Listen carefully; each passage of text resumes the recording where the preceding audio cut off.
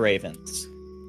And that's where we are. I believe we are arriving at Argynvost at the start of this campaign, unless Haley says there's something that happens between. I think that we did not choose to go to Argynvost because then what's her nuts would die. Oh wait, no, She would just stay outside the boundaries. She would just stay outside the boundaries. Is the decision that was made. So. Wow. Wow. Hydration check. Your boots crunch over the frost-hardened path, leading away from the accursed Amber Temple. Fuck that place. A heavy silence falling over all of you as you settle into the new wounds you have from that place. The wind howls through the mountain pass like a mourning wail of 1,000 trapped souls. And every step down this jagged trail feels heavy. It feels darker. And you're exhausted. The temple's malevolent presence clings to you like frostbite in your bones. And as you continue your way back to Argynvost, snow begins to fall. Slow at first and then thickly and blinding. Visibility is poor. You briefly lose the trail, relying on instinct and torchlight and smell. Night begins to fall fast over the mountains. And when it does, the cold deepens. You guys continue until you camp halfway through the journey. Is there anything that you guys would like to do during this time while you're camping, or are we headed straight to Argynvost upon waking? It's cold, it's snowing, we have to make encampments.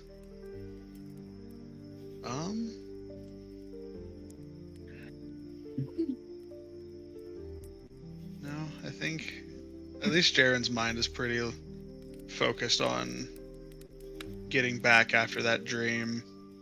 I think those of you around him would see that pretty very like straight ahead,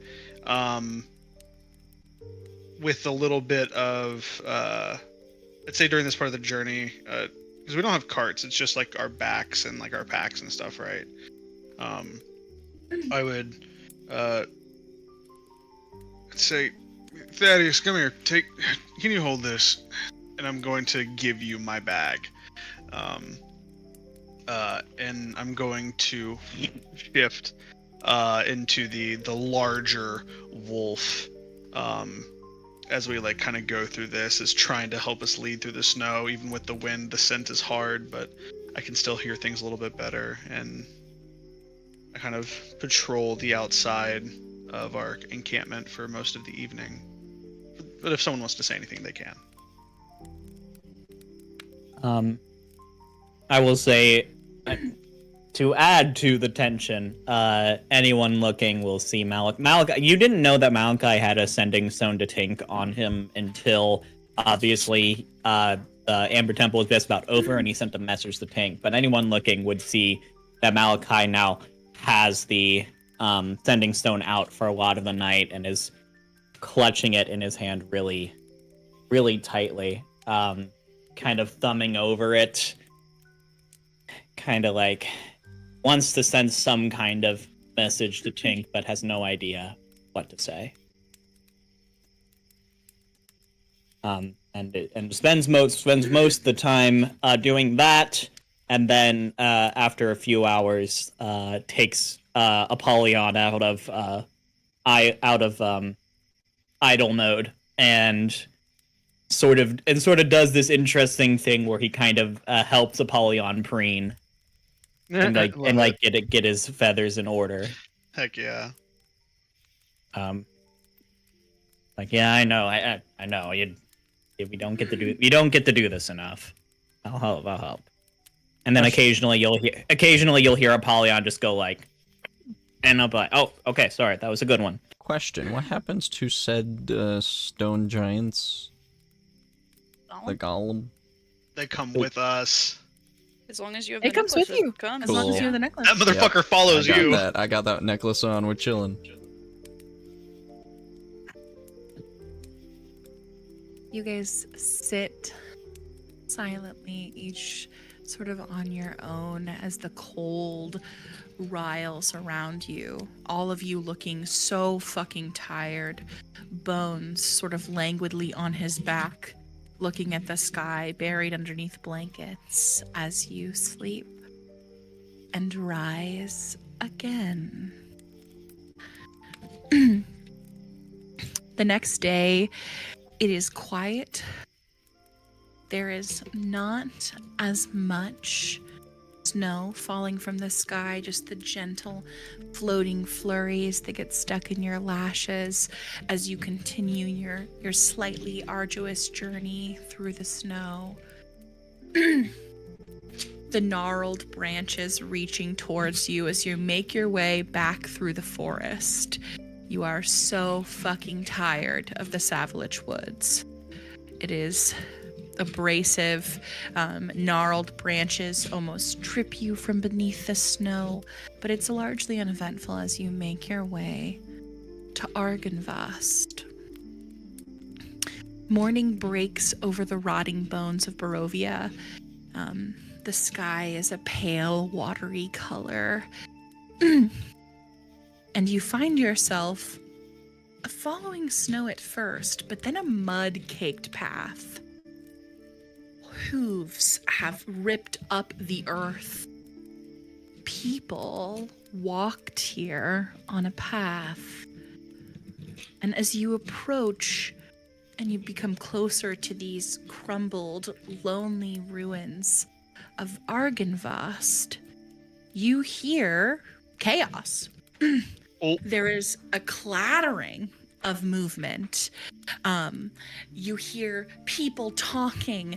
Smoke is curling up to the sky from hastily dug fire pits. There's the clack of pots and pans, the snort of horses, and the murmur of hundreds of hushed voices in the air. Someone yells for clean bandages. Children are running through the legs of exhausted men. A wounded person lies on a bedroll, tended to by dusk elves. You see the tents of the Vistani are here. Tons and tons of tents. There must be at least 20 surrounding Argynvost. You have, of course, left one of your comrades in the wagon near the edge of the property, but you see the beacon shining bright in the sky. Again, Vistani wagons line the perimeter, painted by mud and blood. And there are some wide-eyed peasants with little more than their clothes on their backs, huddled near the chapel doors.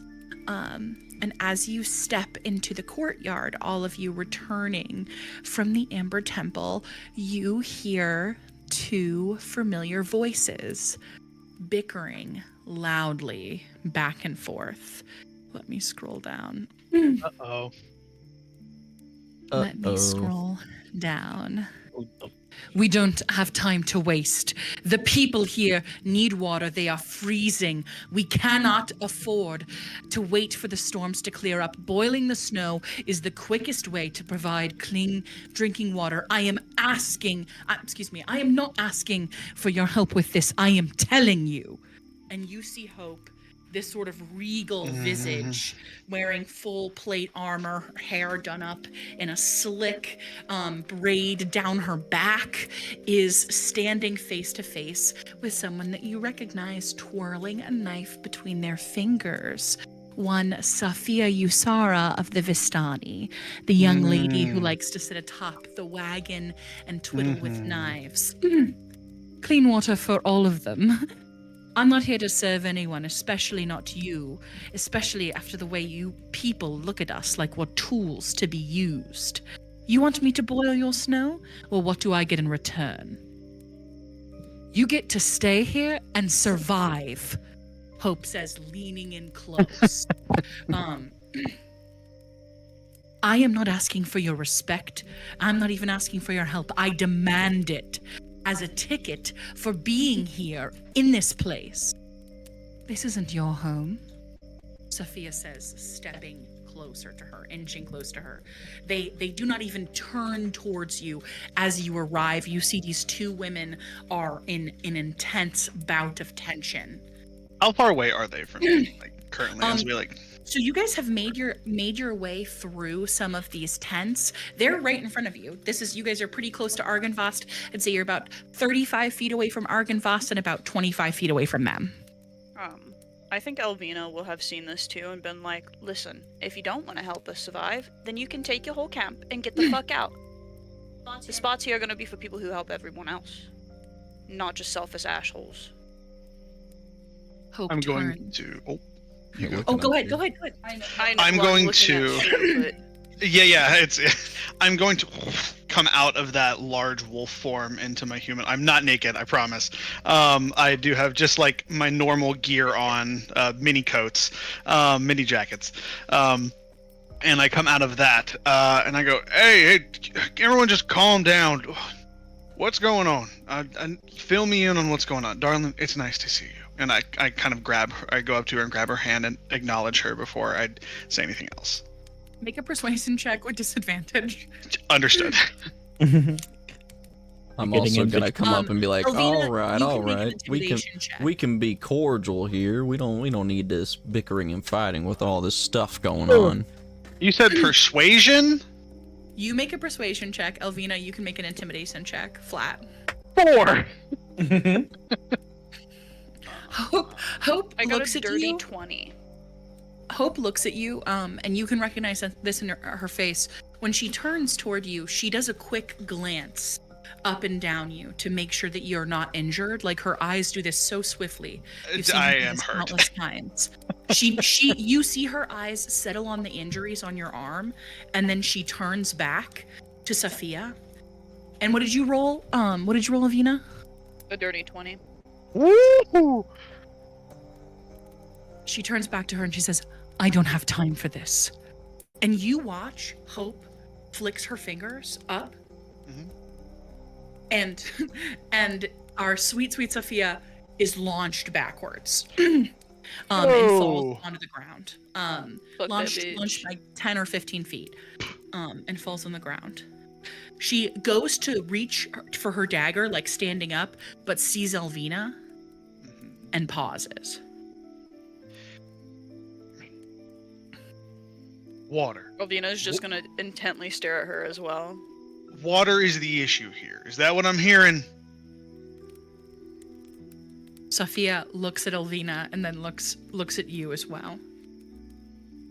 It is not an issue. I'll boil the water. She kicks the dirt and stands up and Glad walks we came away. to an agreement then. Oh, are we low on water? Does everyone need water? Is that what's wrong? Or is it just her not working? She turns to you. The people here are going to kill me, I think. You would kill them first. Let's be real here. We need clean bandages and water and you're hurt. And she reaches. I'm fine. I'm okay. You're not all okay. right. You're not just fine. I'm making potions as quickly as I can, and as soon as I have a fresh batch, I promise. Okay, I'll be okay. I always am okay. Do we have spare barrels of just empty barrels or containers for water? Tons. Godfried is bringing them out. We're trying to fill them with fresh water, but they are depleting as quickly as we're filling them. All right. Don't kill the woman. I understand she's a little. Anyways, just don't kill anyone. Not yet. Not for a good reason. I'll cover the water. And I'm going to go to the side, and not go beside her, but I am going to go past her. And as I go past her, I'm going to stop, and say, "I love you. I'm glad I'm back." And then I'm just going to not kiss her, but I am going to put my head like next to hers, and then walk away. And I'm going to find Godfried and barrels. And I'm going to cast a lot of create water. As you bring your head closer to hers, you hear infernal. You hear her whisper, "I'm glad that you are alive. Keep it that way, please. I love Always. you." Elvina, you mind filling me in on who this fire one is? This is Hope. She is Jaren's wife. We don't know how she also got here, and their kid's also here somewhere. I came in search of my spouse. She extends her hand. It That's is what it nice to was. meet you. You are certainly not from here. She looks at your clothes. That is certain. And I reach out to shake her hand. Nice to meet you. Are you keen with that sword you have? Oh, yes, absolutely. Are you keen with an axe? Not so much an axe. Well, you'll learn. She grabs an axe from somewhere and she hands it to you. How quickly can you chop firewood? As quick as you need it. I'm the guy for Fantastic. It's helping. lovely to meet you, Thaddeus. Hilarious. And I get You s- chopping wood. The Home Depot theme starts. You see her call over, shouting to some children, "Do not run! Do not run! There are active fire pots. Do not run!" She moves over to go talk to a woman who approaches her, who has a bird who is like half alive, and the lady's like, "How do we help this? We will prioritize the people first, but if you keep the bird close, eventually we'll be able to help the bird." And Hope is sort of regulating people around. You see Godfried coming with these massive barrels, Jaren. We can't help the bird, we'll eat it then. Good to see you. He nods. Good to see you. It seems everyone's just getting along hunky-dory. You left me with a tyrant. He smiles softly. You should see our house. Is there more barrels? Do you need? I'm going to like wolf it. More barrels. He just like full like growl at him. In the winery, there's a bunch of barrels. Oh, please don't! Someone is trying to lift a barrel that clearly they are incapable of lifting. Oh, please don't hurt yourself. I got it. And he reaches and he grabs a barrel and he looks at you, Jaren, and he says, "There's not been so many people here since a long time." Well, you asked for people. You needed help, and like, God damn it, we got you help. Oh, I'm so glad you're back.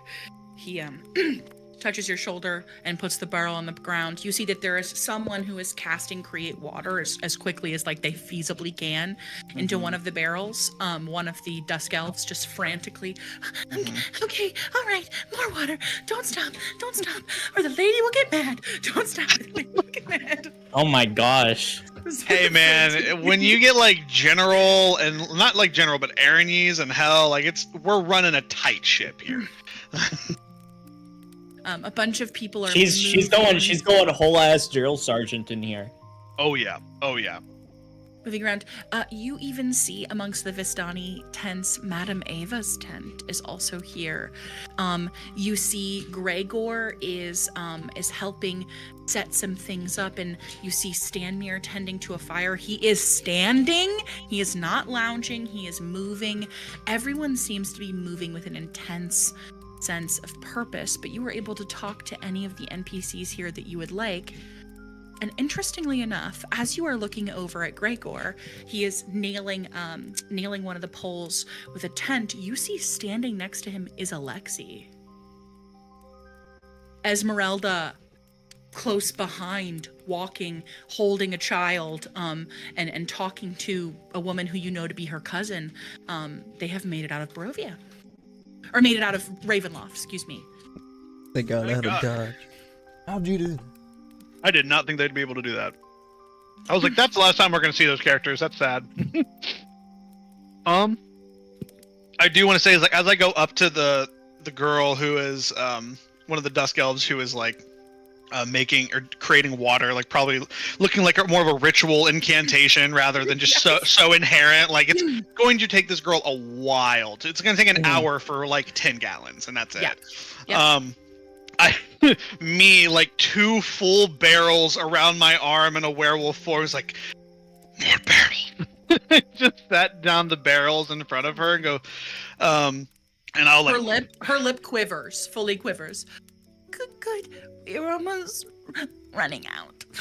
She begins to continue to. I'm going to say, I'm gonna kind of like focus and go back down into my human form, and kind of like crack my neck and say, sorry, didn't mean to scare you. I'll take over for this. Here, you can even watch. I'm going to take a small. I'm just going to take my hand and I'm going to scoop water into it. And are these like 50-gallon, 25-gallon barrels? These or are like 50-gallon barrels. They're pretty sturdy. They're obviously old and dusty, but like these used to hold a bunch of wine. I'm going to take the water, and I'm going to.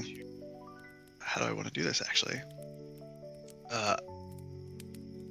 I'm just going to toss it into the air, and I'm going to, as I toss it into the air, it begins to sparkle, and I'm going to take my hand, and as it's in the air and it sparkles, I come down with it, and as I do, 80 gallons of water appear at the swipe of my hand and just immediately into these gigantic 50-gallon tubs. This girl who, looking at her, she can't be much older than your daughter. Her nose starts to bleed watching you create these gallons of water. And she looks both left and right and then takes off very rapidly as to not be given another task. Yeah. I've used my 2 4th level spell slots for the day to create 80 gallons of water. Beautiful. Hope, who is quite literally walking around the camp faster truly than her dexterity would allow her, moving around, shouting orders, comes and she sees 80 gallons of water and she looks at you and she's, I'm so glad that you're here. And she presses a kiss to your face. And she snaps at some random passing boy. Can you lift this? He certainly can't. Honey, let's. That boy is 12. I'm going to like fully, like not aggressively, but like in a knowing manner of like put my hand on her shoulder and say, go easy on him. I understand you want order. Just let me speak. I understand you want order and you want it to happen now.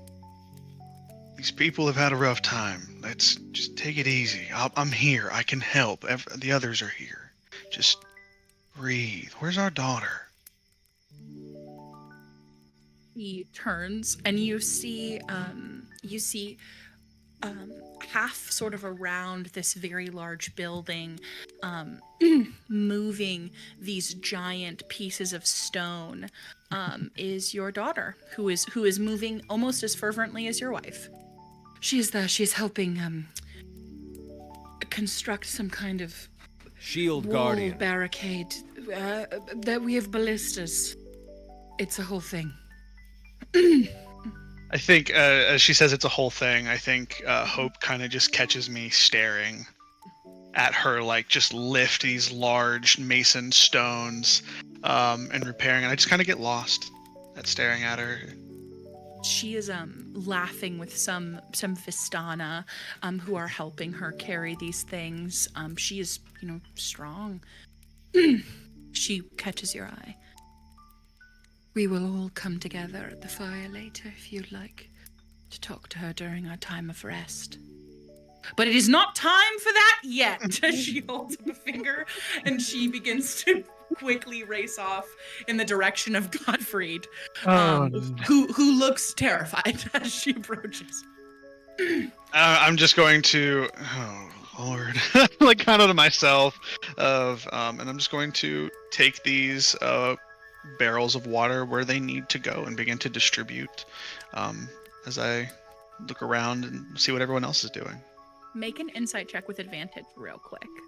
Yeah. Hey, I'm pretty good at those. Get an inside of... Never mind. That'd be hilarious. Total of 25.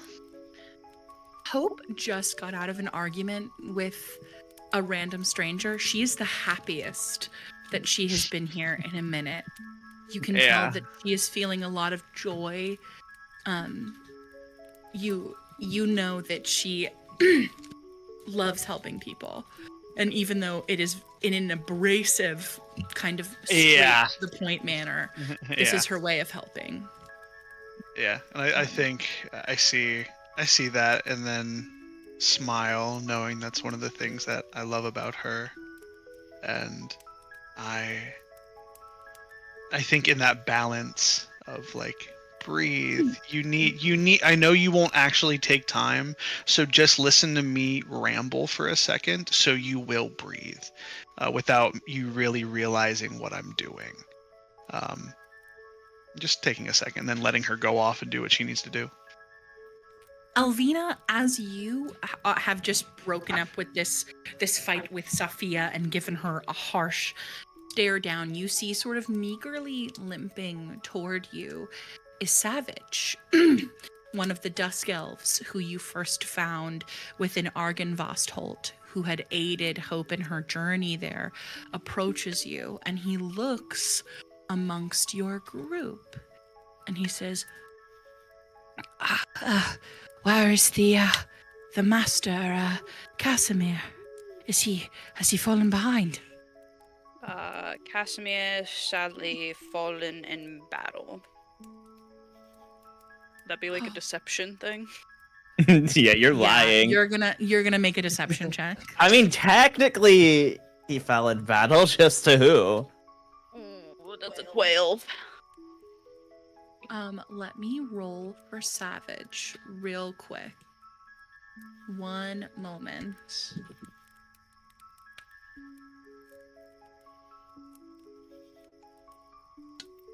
That's a 2. He fell in. No way. He fell in battle. Oh no! Are you alright, Alvina? We had to go to the Ember Temple, and we had to battle the Lich. We can't have Strahd coming back, and he just he sacrificed himself for a good cause, I have to say.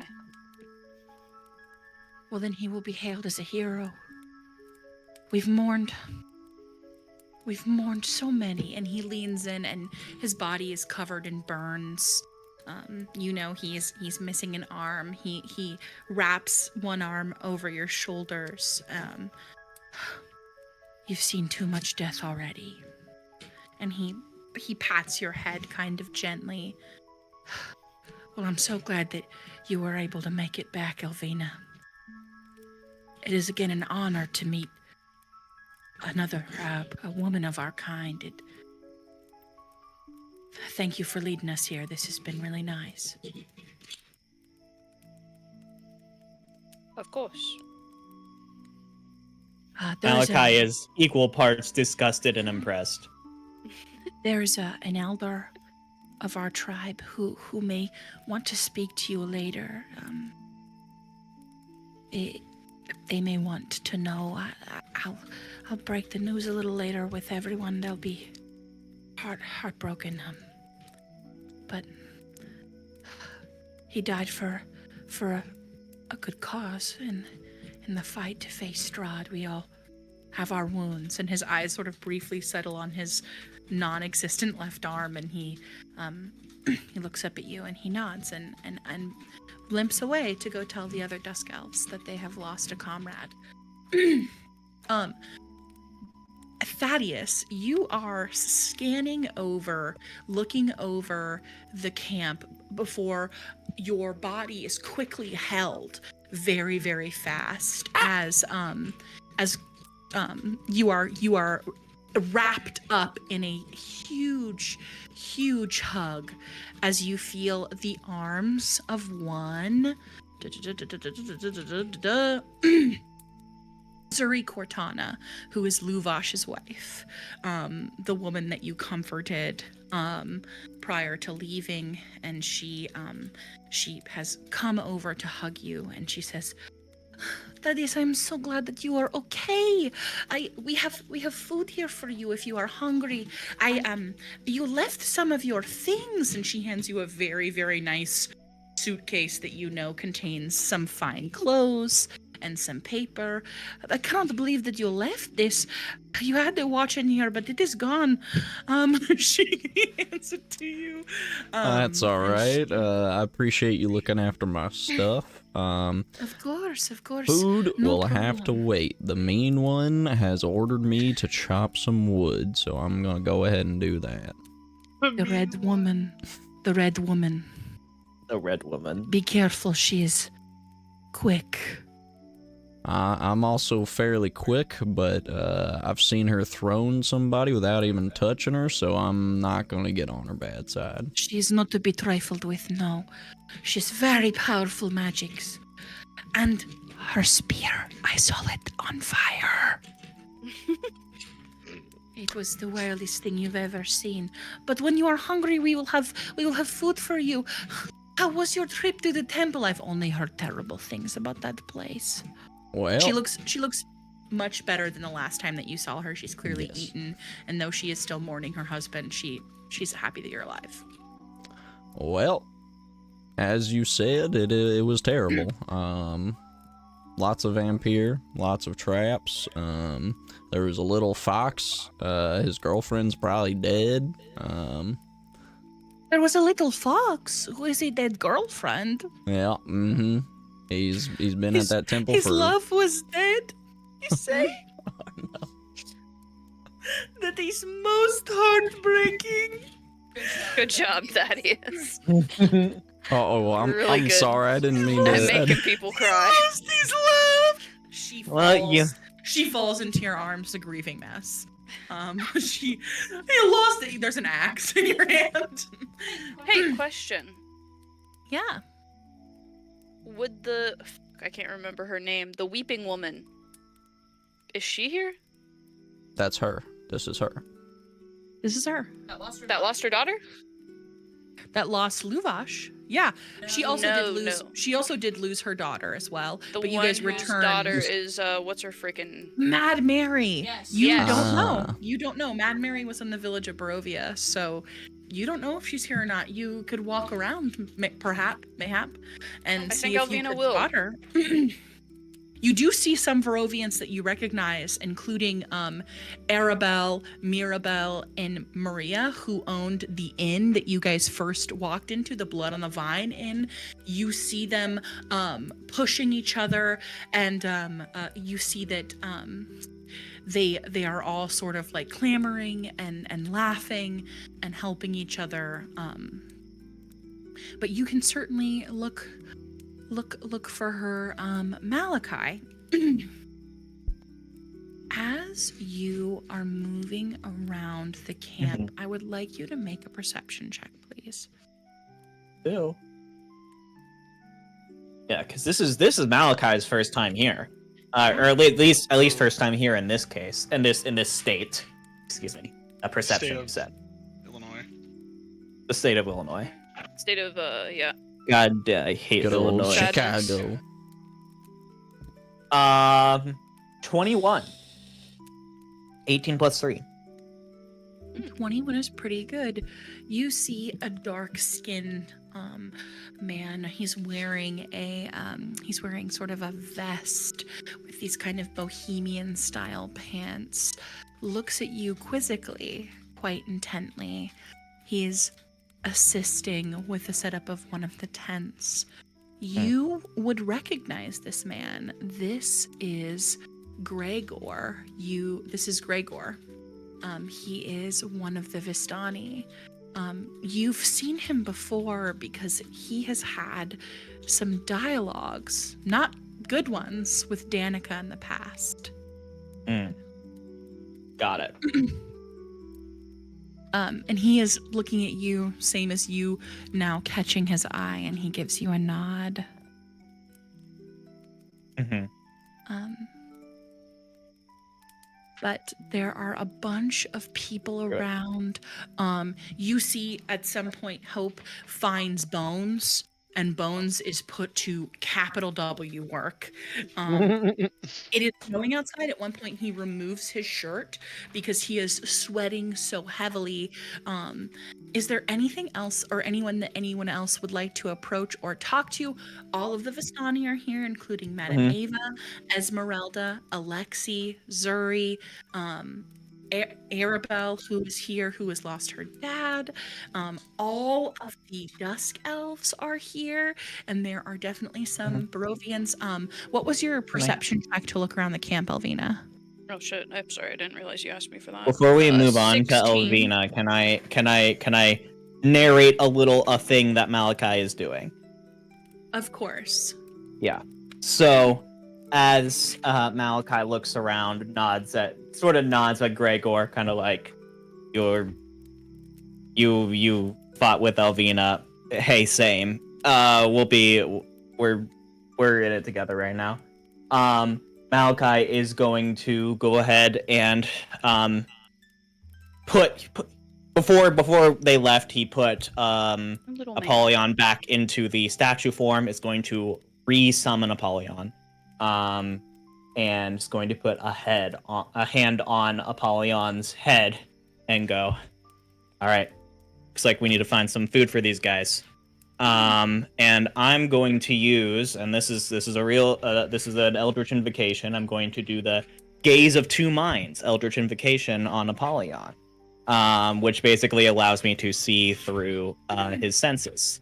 And so what people will see basically is Malachi sitting cross-legged near the main fire with his eyes closed. And if anyone's watching Malachi long enough, you'll be like, what the heck is this guy doing? Doesn't look like he's helping at all. And then this look of like focus will crack into a smile and it'll be like, gotcha. And then over the horizon, you'll see Apollyon coming back with some bird or rodent clutched in its talons. And throughout the evening, a pile of food for the evening will start kind of developing next to him. Amazing. As you are doing this, a tiny child with dark hair and skinny limbs is watching you, and she looks at you and she says, "That is a very cool thing that you can do. How do you do that?" You've never seen this child before. Oh. Kind of always been able to do it a little bit. I think that me and Apollyon have a really close bond. Does it have anything to do with that thing that you're holding in your hands? She looks at the little statue of the raven that you have. I don't have it in my hand. Apollyon turns into the statue when I put him away. Oh shit. Is that correct? Add in your hand? You can just do that yourself? Not quite. That is interesting. Tell me more about this. Is anyone watching this interaction between Drusilla and Malachi? Elvina's wandering. Well, Malachi's just kind of like, well, you know how you just have like a really like the bestest of best friends, kind of. That's kind of what this is, and you feel like you can just kind of read their mind. That's kind of what we have. That is pretty cool. What's your passive perception, Malachi? Yeah, my passive perception is 13. No way! Yes. Amazing. How much gold do you have? How much gold do I have? An amount. Rip. Malachi meets and gets robbed by Drew for the first time. Malachi, this is a rite of passage for the group, I would think. Malachi has 615 gold on him. Ooh. Amazing. From I assume most of it coming from something in the Amber Temple. Subtract. Pretty good. Subtract 50 gold from that. Damn. Nice, Okay. Drusilla. Let me I'm gonna quickly make a perception check for Aeolus. Hey, stop that.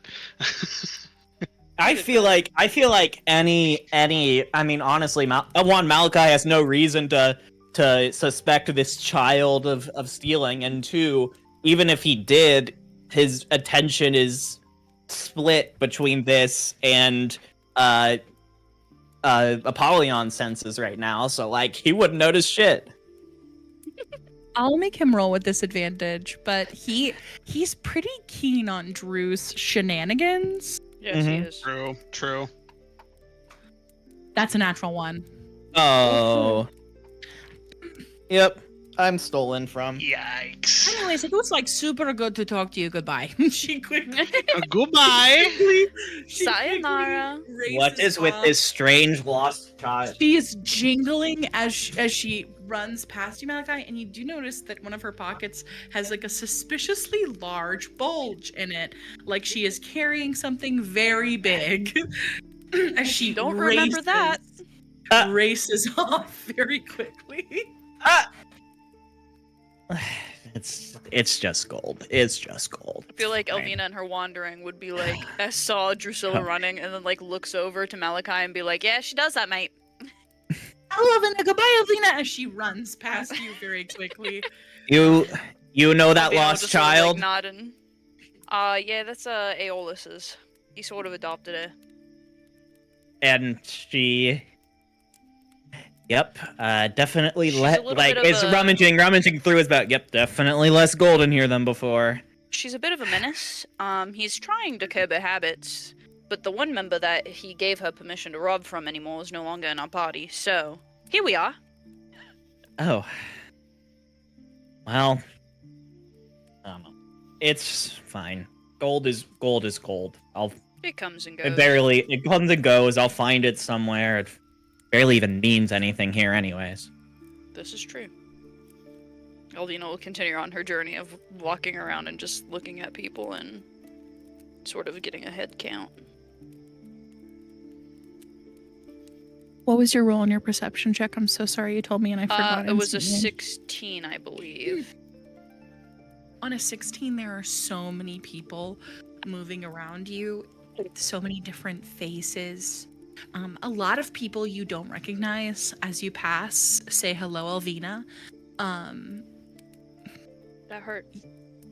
An elderly dusk elf, like he looks quite old, but like Casimir looked quite young and was quite old, approaches you and puts a like floral kind of necklace over you, and he says, "Keep this. I made this for you." As he gives you a little floral thank you. necklace. It is a custom that the women, the dusk elves, they would often wear these kinds of necklaces. That was my wife's. Are you sure I should have it then? Yes. It is important that you wear it. You are all of this that is left. Well, thank you, she'll say, and shake his hand, but also do that weird, like, claspy hold thing to people that, you know, have gone through a lot. He looks at you, and as he holds your hand, he whispers something in a language that you don't understand. But you feel briefly, even just for a moment, like you are blessed.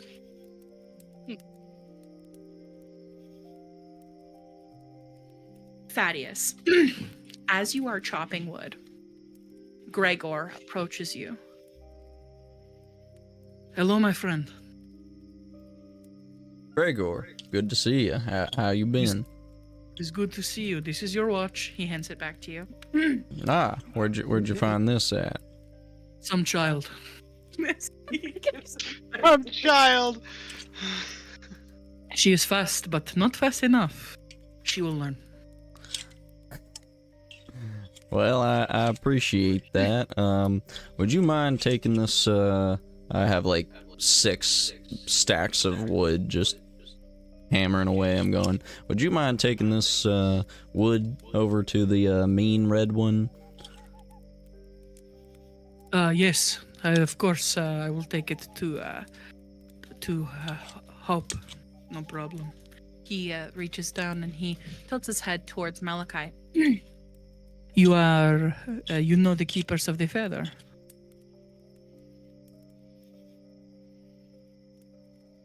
Is your friend one of them?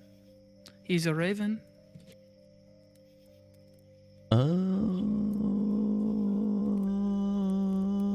I'm unsure about You that. So okay, let me think. You are aware that Malachi is with As a giant raven. as a giant raven. You are aware that Malachi's sister is Tink, who was part of the order, and they are in contact. He was also sort of sad when You've Oleg never- was said to have passed away too. You also, but Not also as bad you've as never, Aeolus, but you've never met either of them. So Look at her Not met. giving you little bites. I don't think he knows at all. I don't about know who anything. that is. Gregor blinks at your confused reaction and he offers a quick smile. Do not worry about it, my friend. Just some people who have a sordid past with my people. It is been kind of hard to settle altogether. He tilts his head back towards everyone. Gotcha. Still fairly new here. I mean, I met you wonderful people and helped you guys out in a time of need. I'm just trying to get out of here, you know? Would you happen to know if Madame Ava's in her tent? Madame Eva is in her tent. She has somehow escaped the duties of the Red One. Gotcha. Well, Yes. I think I'm gonna go and have a chat with Madame Ava. Be warned, she is in mourning, so she's being a little weird about it. Just bear that in mind. My grandmother, she is like old grandmothers when they lose someone who's very close to them. She uses it then as an excuse to drink. She is not herself. He pats your arm. And he begins to carry Wood off in another direction. And do you head over to Do you head over to Madame Ava's tent? Yes. You approach this golden yellow tent with these gorgeous flags hanging from it. It has a beaded entryway that you have to pass through to open. The smell of fragrant incense fills your nose.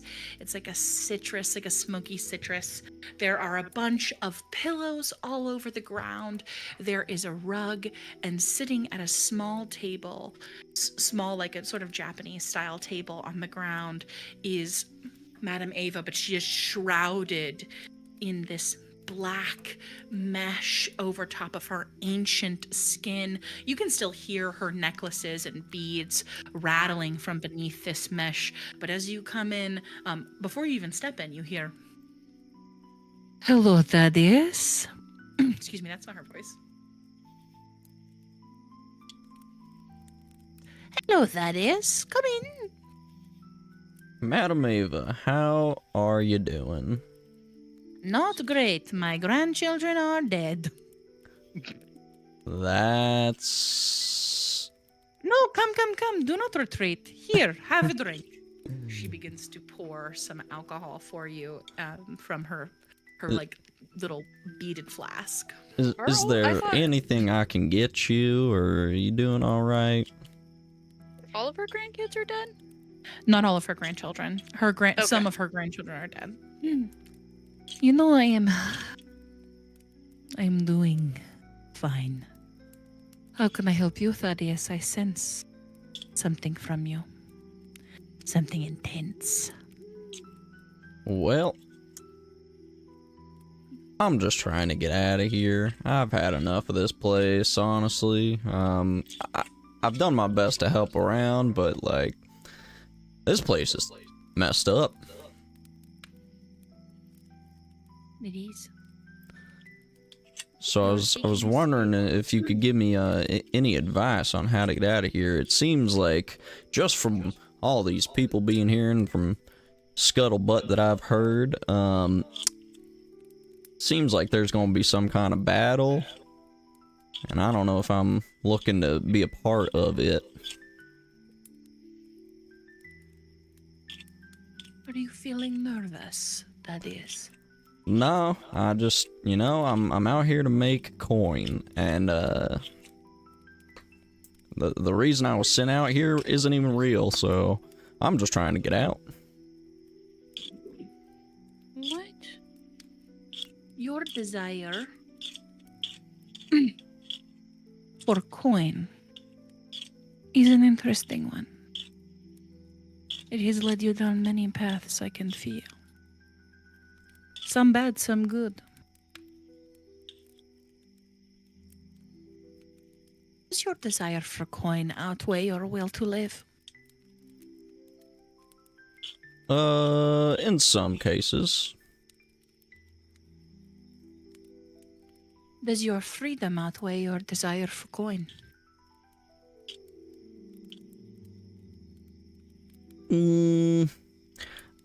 Honestly, nah.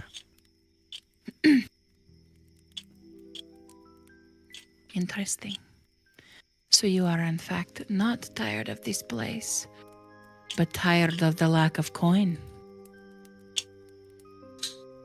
Madam Ava, you've done it again. You saw right through me. You are easy to see through. She leans into you close. I see your soul when I look at you. And you know what I see, Thaddeus? A raven? She reaches down to the base of this mesh veil and moves it over her head, and you see this elderly woman. Her face is as wrinkled as a tree as she looks at you, and she leans close. When I look at you, I see someone who is lost. You are chasing your desire for coin, but it is bringing you nothing.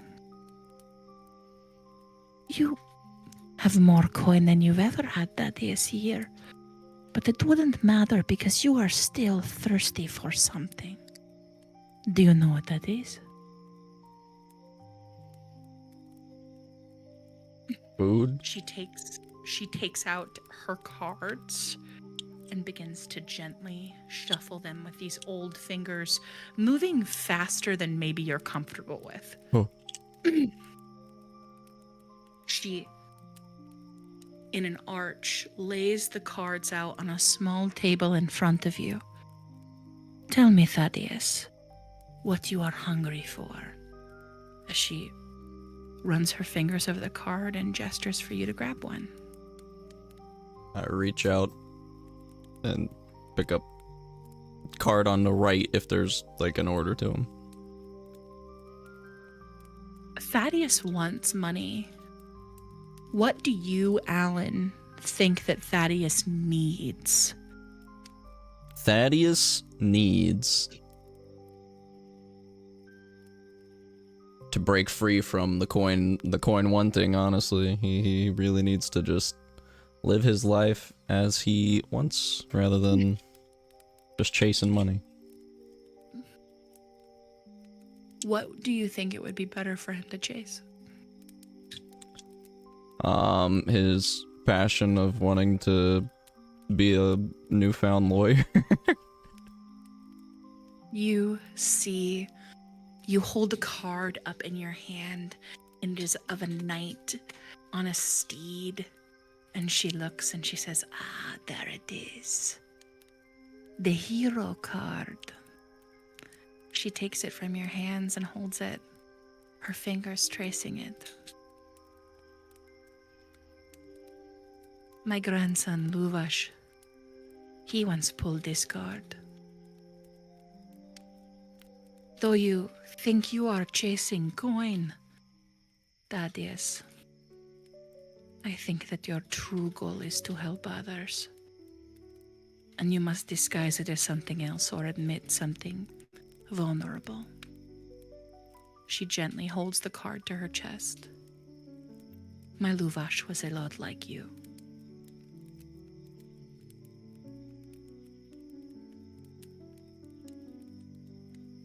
You will find what you are looking for here, I feel it.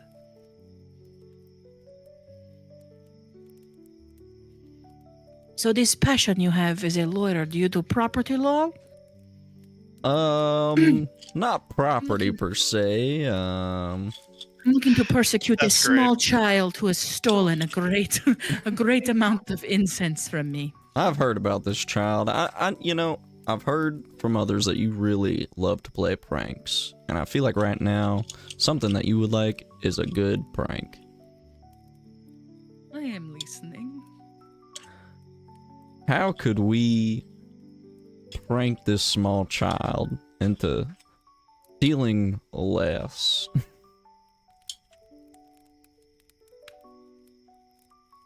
You could challenge the child to take from someone who should not be taken from. Have you heard of the red one? She's already done. She already tried that once, I think. She tried that once. Also, she literally stole from a dragon.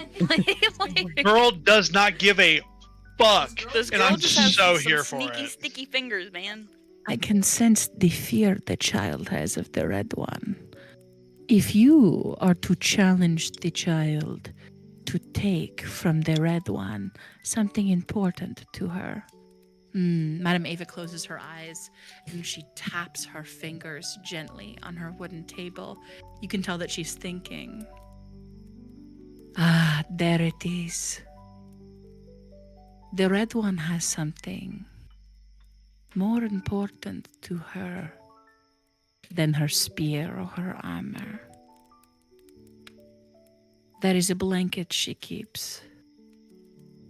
Woven into it, embroidered is the story of her family. If the child takes that red blanket from her, she will learn a great lesson. All right. Madame Ava hands you a gold piece. If you would not mind encouraging her, just a bit. Sounds like a good prank to me. She will think twice before she steals again. I like this prank. I like this prank. She takes a swig of the drink and she sets the hero card on the table. Make This- an is insight. this- Make an is this insight a- check. Is this a prank or are we just coercing a child? Bro, who knows? Also, is Christian gonna have a reason to be really upset next section? +7, that's a 19. On a 19, you see her fingers linger on the hero card. And she looks at you and her eyes are filled with sorrow. Oh, poor woman. I have lived to watch my children's children and their children die over and over again. Sometimes it is sweet to wish for death. Strahd Valdanian will deliver it to me. I know. And we leave the tent, turning to Jaren. What are you doing? I think after kind of like getting everything settled down, working where I need to, I think at one point so where are we at in the night? Like, are we like starting big fires, or is like people like settling down?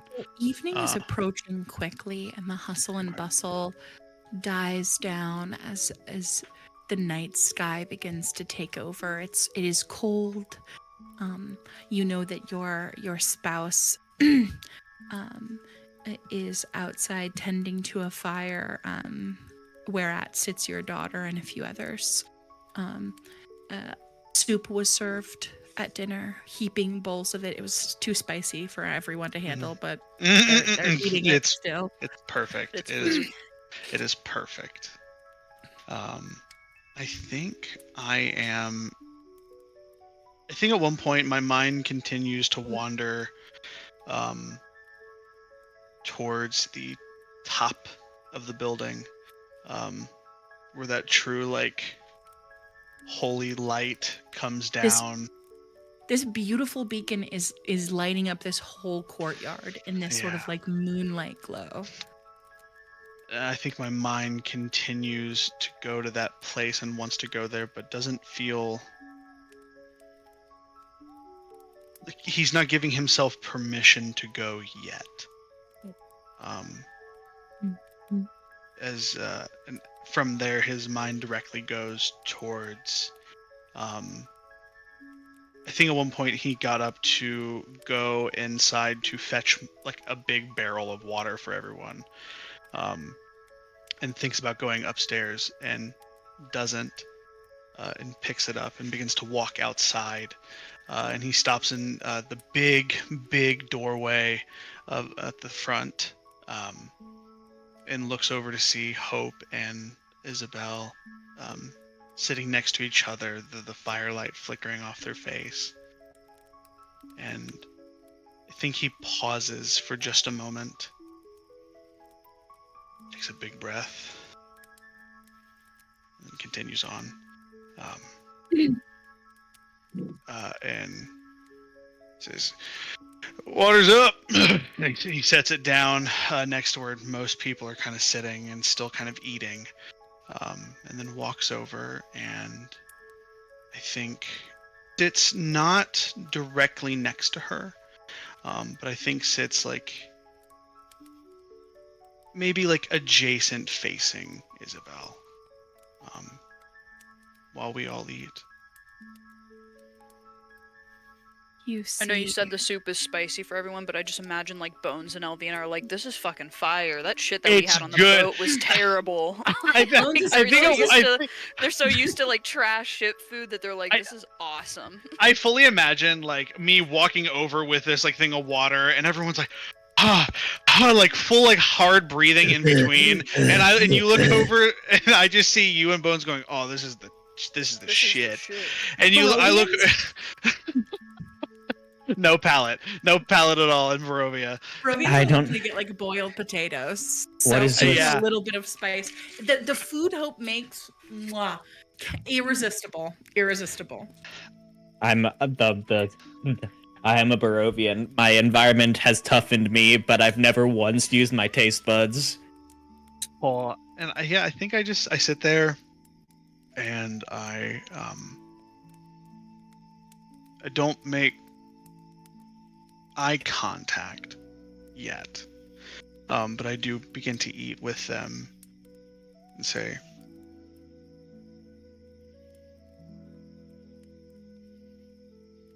"You both did good work today. Thank you." And I just continue to eat. Hope looks at her daughter and gently places a very specific blanket over the blanket from your bed that has the names of your family woven into it. She places that blanket over. I started a poll on my YouTube if you guys want to join the poll. Oh no. She places a blanket that has clearly had a lot of work put into it. It is a burgundy. It's a beautiful velvet, crushed velvet, and she's got embroidered into it the hydrohelix vines. She puts it over your daughter's shoulders, and she says, "Yes, we both worked really well. Thank you so much for all the water, and I'm so glad that you were able to return. Will you tell us of your journeys of the Ember Temple?" And she's watching Isabel as Isabel's eyes flit towards you briefly in, could it be interest, perhaps? I certainly could, if you'd like to. It was a bit rough. I won't lie. He kind of takes a big swallow and kind of rubs his arm a little bit. That same arm that is still just still very hurt, even after healing the wounds very quickly. He's very used to the constant of like cutting open a part of his body from being in battle and then immediately healing it, and it's just scarring and scarring and scarring. And he doesn't take the actual time to like fully heal it. Um, we got there and were immediately accosted by many things, including a small, what are they called? Small little fox devils. What are they called? I like look at Hope, and asking for like direct information. Little tiny fox, a guy named Nephron. Little shit, but he can cast a spell. She is. I'm just having her make really Yeah. quickly a check. She looks at you and her eyes get kind of big. Oh. You fought an Arcanalope. Yeah, is that what they're called? Yeah, we fought one of him. He was inside of this big statue You tower. fought an Arcanalope and lived. Yeah, I also almost tried to take his head off. She laughs. It went. I calmly gave him a flask and apologized, and he took it with him. Isabel To looks at her mother, Chicago. laughing, and looks at you sort of quizzically, like she's suddenly interested in the conversation. To Chicago? On the material plane? Yeah, I think. Fascinating. I don't really. I'll be quite honest. That temple was kind of a bit of a haze. One of those like I'm so stressed out. I just need to just not really take in what's going on, but also have to take it in because we're all one step away from being killed by a broom. It's just. Make an insight check with disadvantage. Oh my god. There it is. Alright, so insight. First one is an 18. The second one is a 15. Ooh, not too bad. 15 is still pretty good. You watch as Isabel's shoulders shake briefly, but her mouth becomes a thin line as you say, we're always sort of waiting to be killed by a broom. Like she is stifling laughter. And she shakes it off and looks intensely ahead. I think with a passive of 18, I think I can kind of catch that. You most definitely yeah. do. She is hiding her laughter. A lot of things happened in there. I'm not going to give all the details. There was a group of mountain barbarians, just big sons of guns. He kind of pauses and says guns instead.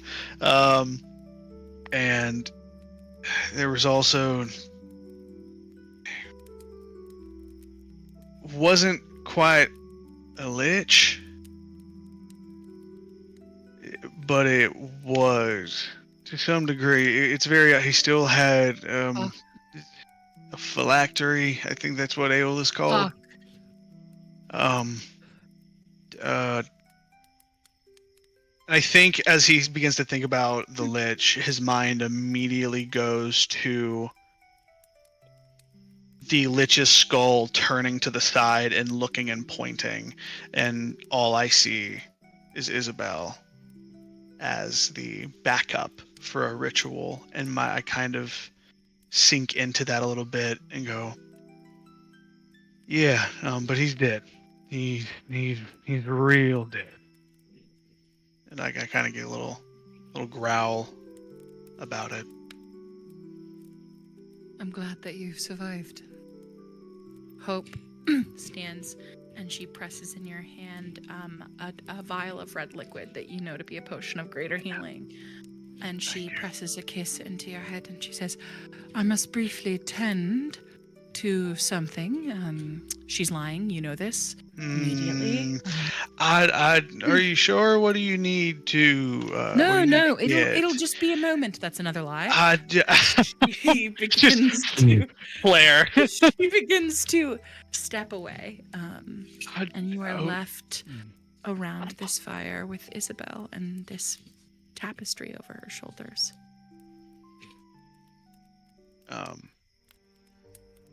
I think I sit there, and there's a moment where I just kind of begin to pick at my nails. And I think I begin to look at her after I kind of like take a big breath. Is she also like in the same way that I do, like picking at something or scratching or fiddling? You see her pulling at a piece of thread from the blanket, sort of tugging at it, and she's intently looking at her hands.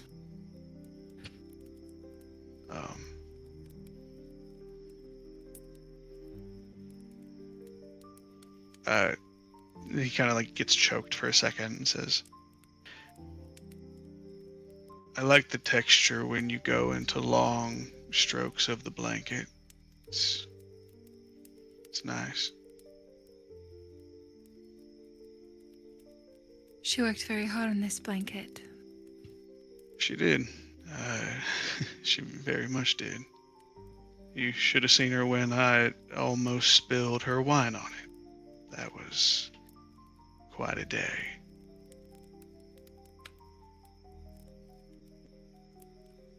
She works hard at everything.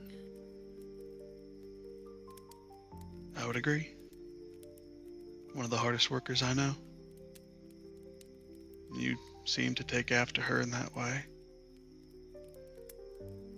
I hope to be just like her. I do too.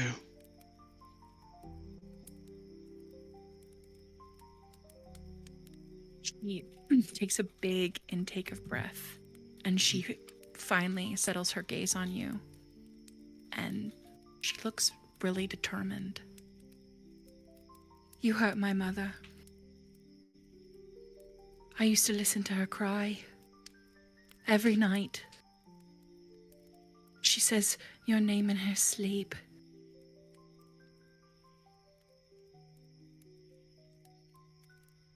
I sit up and I just meet her gaze and there is no look of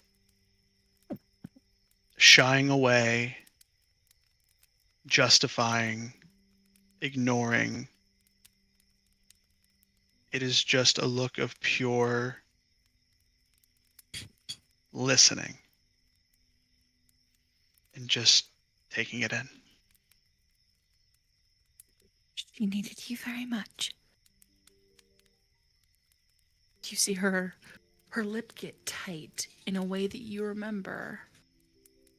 Like when she would fall and trip on the ground and just before she would start crying. She needed you very much. And she didn't have you, and it was very unfair to her what you did.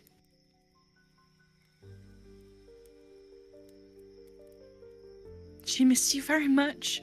And you see her eyes are welling up with tears. Make an insight check, please. This time, not with disadvantage. A 10, 2 plus 8 for 10. That's still pretty good. She has her fists buried in this blanket tightly.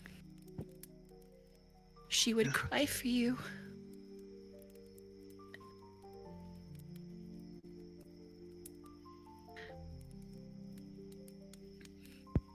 I'm sorry. There. She wipes at tears leaking from her eyes. I look at her and there's just a face of... There isn't quite tears, but it is genuine emotion as Jaren has wept alone, many a times, and looks to her, says, "There's nothing that I could say to you or to her to make up for the thing that I did. I made a choice thinking that I was protecting you. I didn't do that. I took away your choice and your right. I took away your right to a father, to a happy family, when despite the issues,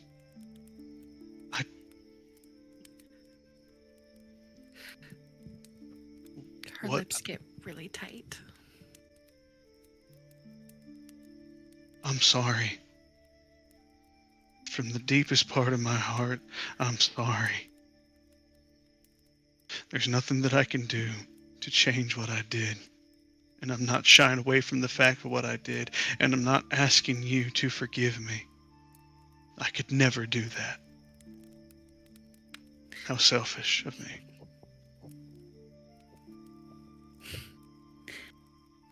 I would curse you and she would scold me.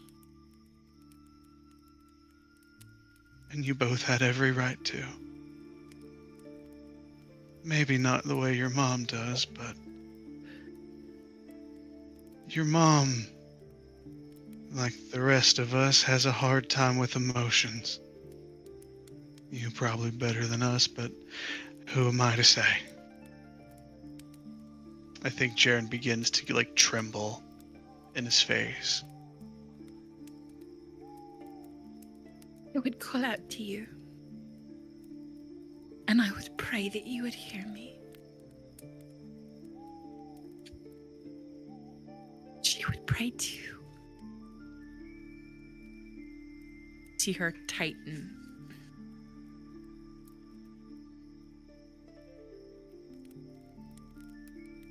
I respect you as a hunter.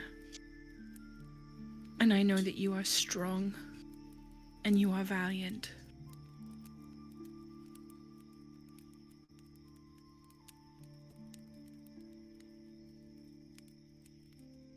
Make a persuasion check for me real quick before she says this next thing. Yeah. I think as part of the persuasion and seeing her kind of halt, I'm going to say,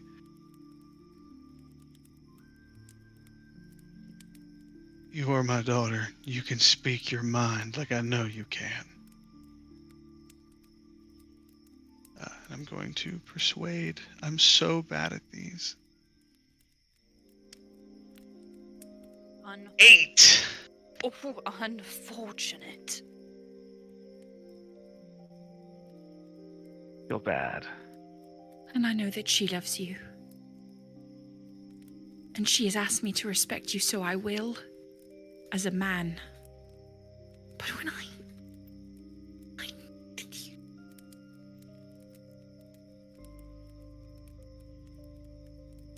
So much. And I called out to you and I called out to the moon and you weren't there. And you made me question my faith in God and Mother. And she's whispering. And I just, and she sets down that wolf that you carved next to you. And I had to let go of the part of myself that needed you because I knew that you would never be there. And she withdraws her hand.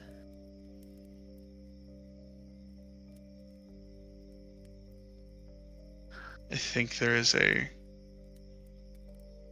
not a grit, as he went into this knowing this could always happen. Whatever happened, he deserved. Okay, I say with a big smile. I can accept those terms. She nods. And she rises just as Hope approaches, and she walks past her mother and accidentally shoulder checks her. And I'm sorry, I'll be back. As she was wiping at her face, and she begins to sort of take off in a small sprint. as Hope approaches. I think there's a decision here.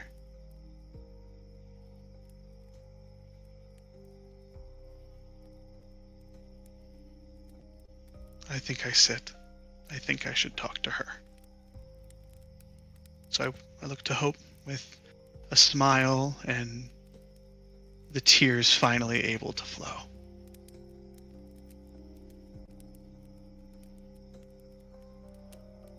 He sits I next just- to you.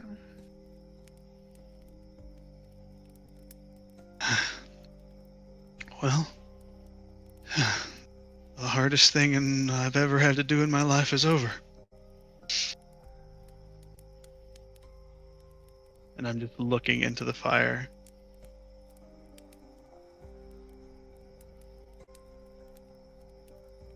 He twists her hand. Has it's only just begun. She looks at you. And in the fire, you see a visage of yourself and a small child skipping stones. She'll come around. Not for a while, but she will. I know. And she confirmed that already.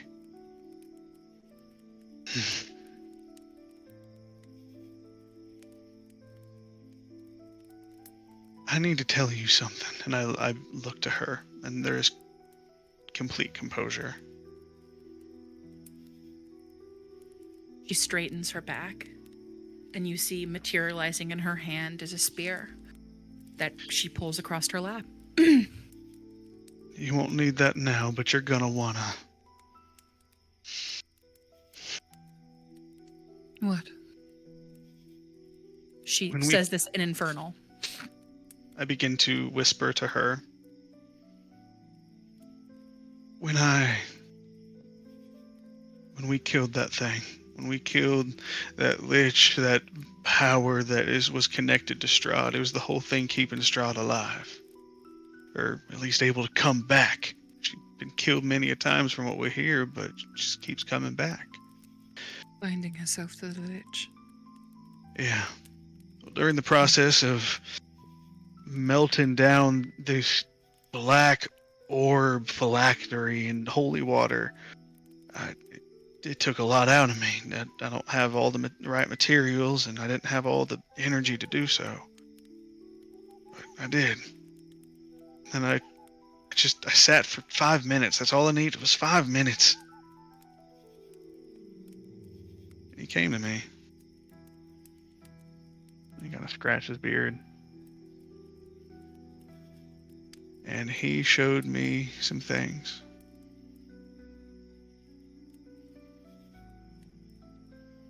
We need to do everything we can to get her out of here, or Strahd is going to try to take our child. Bro, I love this song. The music was a paid actor until that moment. Straight to jail. That's so funny.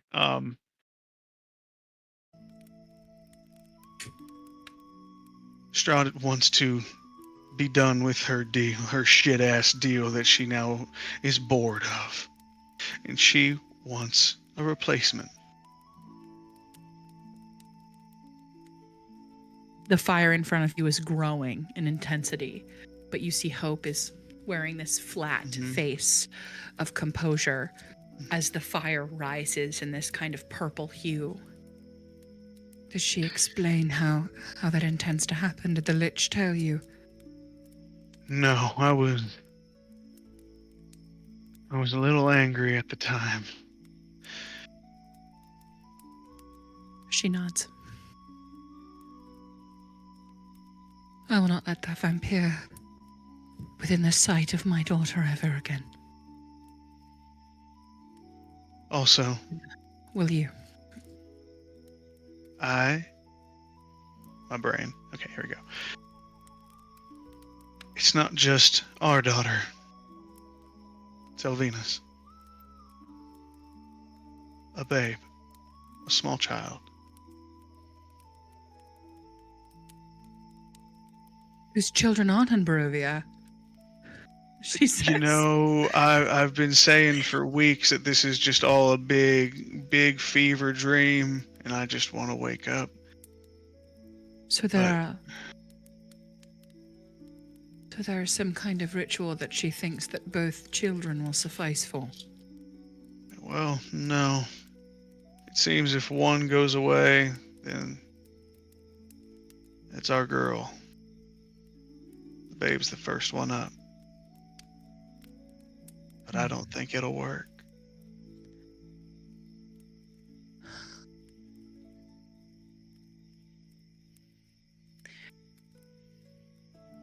I'm gonna get us out of here.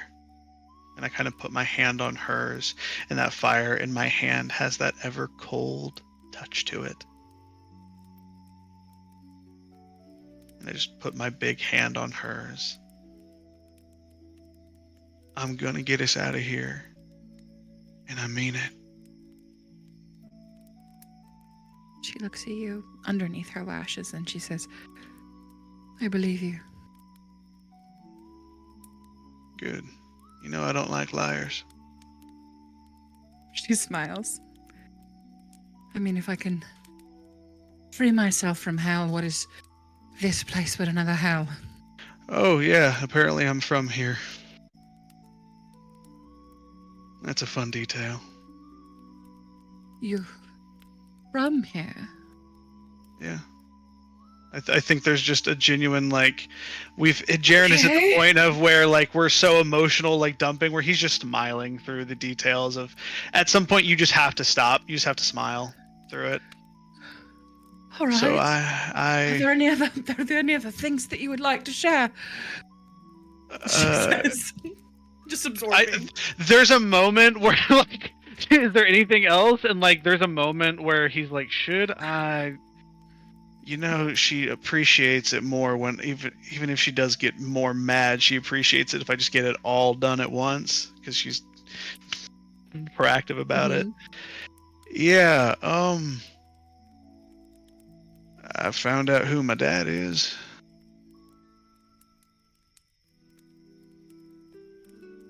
Is it the Lich? She says so loudly. She says so loudly. Please, don't I love that. The Lich. No, it's not that. No, do I look like skin and bones? No, it's not the. No, the Lich I just didn't know. You were just the whole. No, gear up. No. Okay, all right. Well, it can't be worse than that, can it? She takes a drink of wine. Well, it can. You just start whispering, Lich here? Well, to be clear, the Lich is a weird, ancient, not a god, but something of power. I don't. Okay, sure. She says. Yeah, like Jared just fully accepts these things.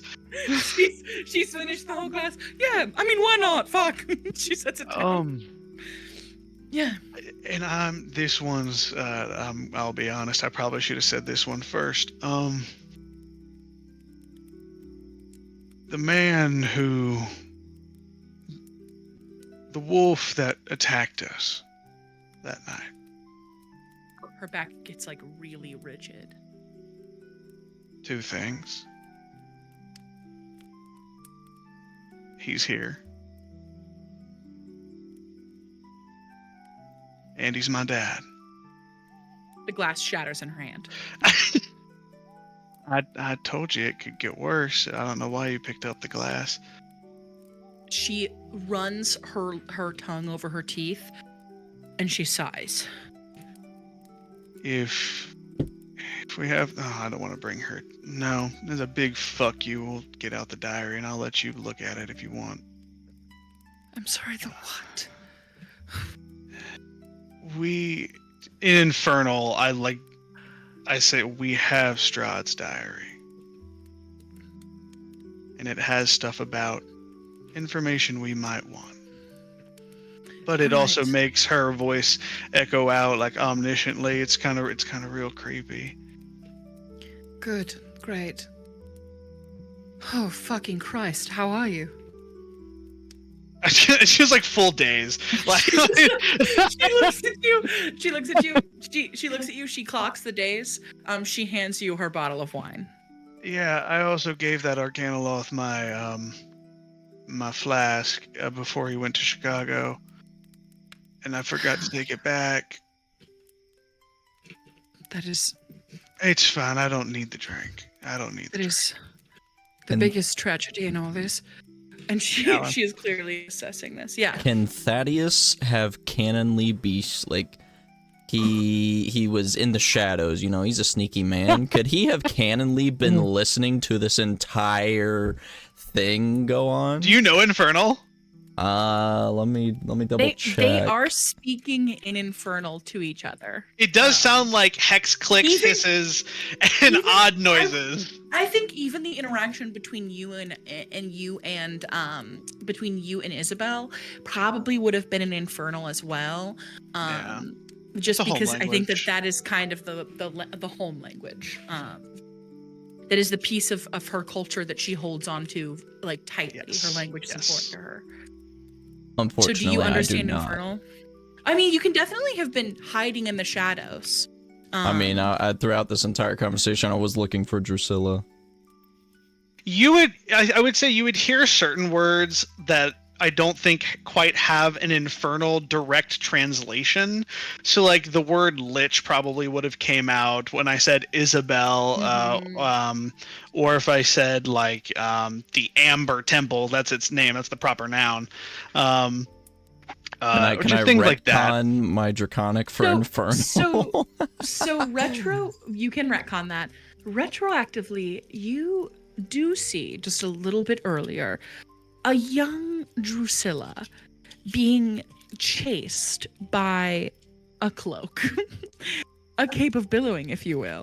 As she is Looks awfully playing familiar. She is playing tag with some kind of cape of billowing. Love it. As she runs past you, she's sort of snickering. You see her scampering about.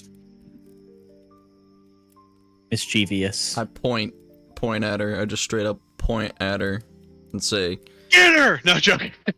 "Young one, I do not know your name yet, but I need to have a word with you." But I intend to learn it. Are you the cops? I am not Are the you cops. cops? In fact, I'm somewhat the opposite. Okay. Hi, my name is Drusilla. Nice to meet you. My name is Thaddeus, and I hand her my business card. Well, I am not allowed to talk to strangers, but since you have given me your business card and now I know your name, we can talk. Sounds good. What's your passive perception? Passive perception is very high. Sorry, I got too many tabs open. Oh, it's 14. Never mind. Okay. Go on. I hear from the folk around here that you like to take things that aren't necessarily yours. Who said that? Who the fuck said that? Just some folk around here, you know. Well, that's crazy because I have never taken anything that was not meant to be mine. Oh yeah, and then I pull out my watch and say, "Huh, does this look familiar?" I thought you weren't the cops. I'm not the cops, but you know, if you seem like you want to get away with this stuff, seems like you got to pull a big con, something big if you want to be good at this. She narrows her eyes. What are you thinking? We take the beam? Not the beam. I'm sure that's very important. That's a little too important. I was speaking with somebody, and there's something very valuable, belonging to Hope, I believe her name is, the red one, as they've been calling her around here. Her eyes get really big. I can't take anything from her. Well, I got here some 50 gold pieces that say otherwise. 100 gold pieces, and it's a deal. Sounds like a deal to me. She has this blanket. She takes 100 gold. You see that she has one pocket that's huge. It looks like she's got an abscess or a cyst in the pocket. And it's just Puts the gold in gold. the other pocket. And this like jangling child. How can she be sneaky when she literally jingles as she walks? There's a She blanket actually that has a belongs cave to like her. a dragon that she puts it into. Your big Oh, heist okay. is to steal that blanket.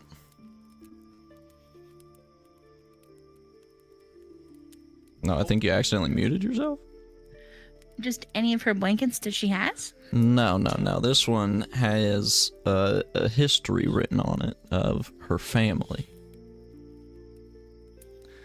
And it's very important, but if you can steal that, you would be the best thief around. Okay. All right. Update. Make a persuasion check Be careful. with advantage because you've given her quite a bit of gold. That was a 2, so good thing we got the advantage. That is a... I hate that I have so many tabs open. Persuasion, you say? That is a 24 with That the is advantage. really, really, really good. Jaren, as you and Hope Yeah. are drinking heavily I together, have a high perception, so let's go. having this heart to heart, I need you to make a perception check. Let's go. I'm gonna have Hope make a perception check as well. She also has a pretty high perception.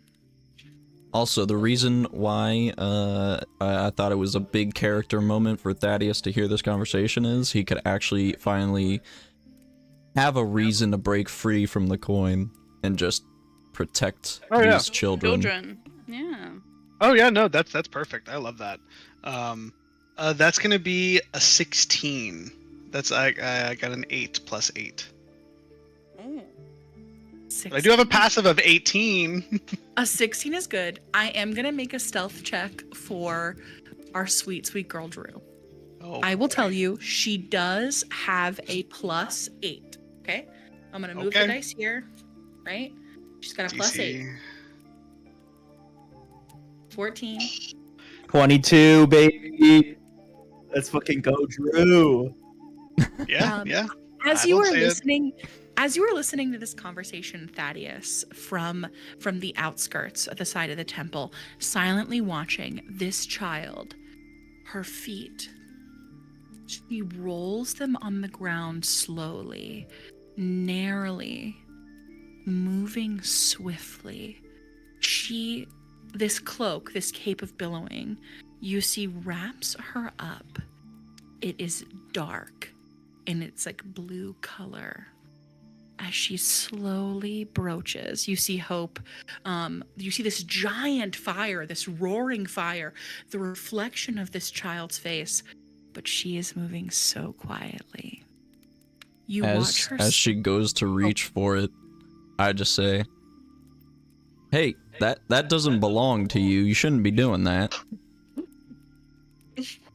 Her eyes get Oh my huge. God! Her eyes are Betrayal! massive. Betrayal! Betrayal. Eyes are massive as you watch Hope snap her fingers, and Drew freezes. Drew freezes as she is frozen, and you hear Hope go, I think in response to like double on, do I see this because like I'm looking "Oh, behind. now you can see this child in the light of this roaring Okay. fire, Okay. frozen in fear. She's so terrified." So my back to the fire. It's when she looks at me, it's probably just really dark, and I get up and I begin to stand, and I grip my wife's shoulder, and as I stand, I begin to wolf. As I expand into my werewolf form, I'm not actually like trying to hurt her. As I look at Hope. I think Hope can see a little bit of a mischief smile in my face as I begin to stand. All Drusilla sees is a 7-foot tall black silhouette of a heavy breathing werewolf. Drew, like again, roaring fire, literally red woman with horns, werewolf in the periphery. Oh, She is thaumaturgy, looking up- my eyes are ice blue. Thaumaturgy, my eyes blue. Drusilla has never looked smaller, and she is literally frozen in place. She cannot move as Hope has cast Hold Person on her. Her little hand's still reaching out for the blanket. What have I told you, sweet child, about taking things that do not belong to you? As Hope slowly turns her head, she is frightening. I think if Aeolus is around, I'm going to try to, like, without giving it away, because it's mostly like dark, she probably can't see like the features of my face.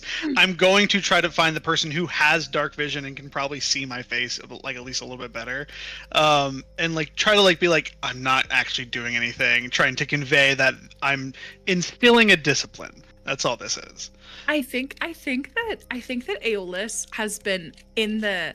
I don't want to make any choices for Christian, but I think that Aeolus has been aware of what has been happening around Drew, just trying to chase her around.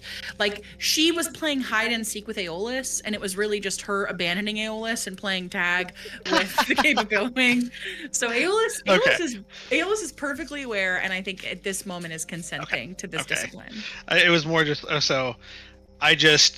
I do hover. Like, I'm still like, Hope is a tall woman. I am even taller than she is. And I just kind of like sit there hulking, like heavy breathing, like a little exacerbating it as like, so you can see the movements in the fire behind me. As I kind of let her take lead on it. Hope turns very quickly, very rigidly, and she stands. Do you remember what I told you happens to thieves where I'm from?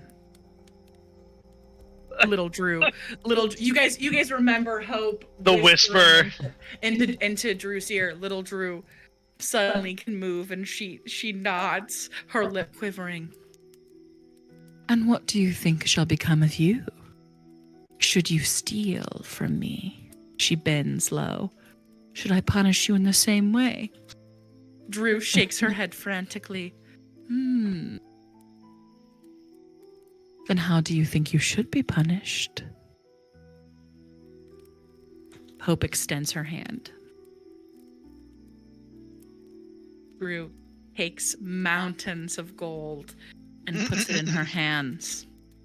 And Hope takes it, and she says, "Your gold means nothing to me. What will you give me in turn?" Drew looks at her quizzically.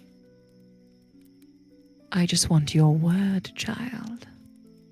A promise that you'll make to a devil is one that you must keep.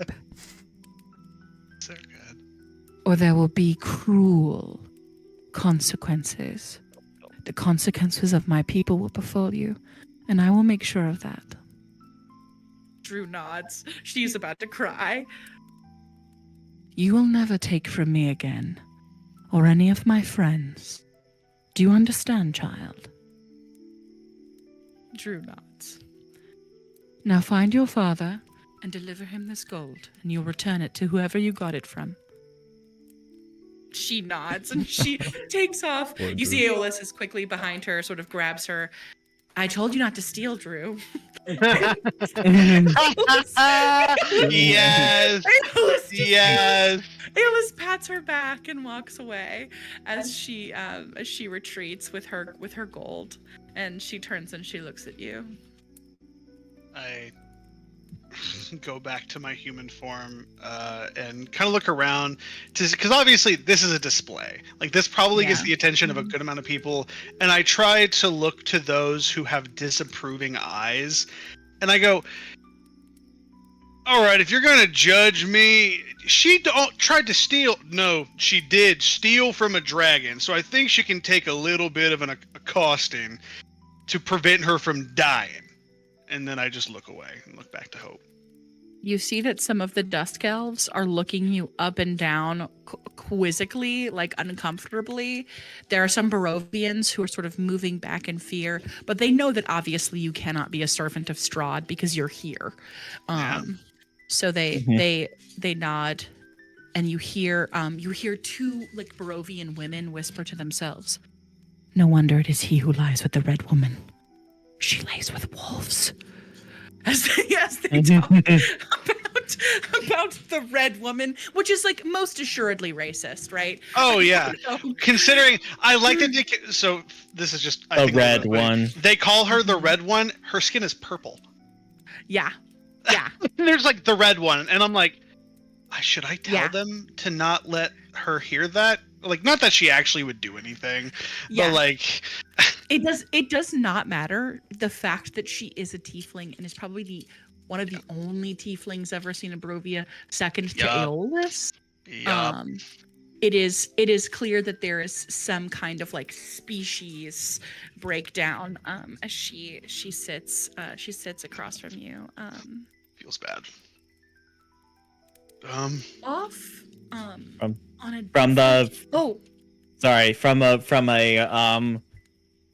From in the distance, Girmal can go, "What? You stole from me? No." As Drew with a shaking hand presents you with your gold, the Cape of Billowing just doing comforting pets on her face, wiping her little tears away. Oh man. Adjacent to you, Malachi, leant up against a tree, sort of drinking very heavily, is one Bones. As Drusilla approaches Bones and she hands him a dagger and another dagger and another dagger and a machete and a sword. What the? She's pulling out this bag. Does this bag have an end to it? Holy shit! That's my pipe. I've been looking for that. When did you even take this? Who are you? Okay. I love getting stolen from once is, that really sucks. But but if you're getting stolen from this many times, Malachi walks up. That's kind of on you, man. She hands him like a pack of like cigarettes, and he goes, "This isn't even mine. Whose is this?" "Oh, I took this." He pockets it. As Drew begins to go move around the camp to return even like silly little items, you see that Gregor like laughs about her little thievish ways as you and Bones sit huddled around your own fire. Okay. Yeah. You think Aeolus really likes, doing the dad thing? You think he enjoys it, yeah?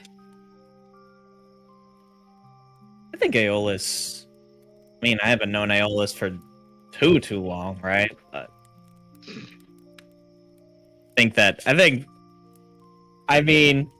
I look over at Aeolus, who I'm sure is like shepherding Drusilla around right now.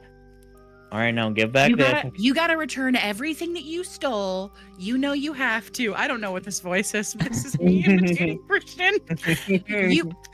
You better return everything you took. Love it. I like how it's Aeolus wouldn't a be Southern woman. That's what it reminds me of. They wouldn't be doing that if they didn't really want to do it, So, yeah. I'd say they like it. Have you ever thought about having like a tyke, a little tiny version of yourself, sort of running around?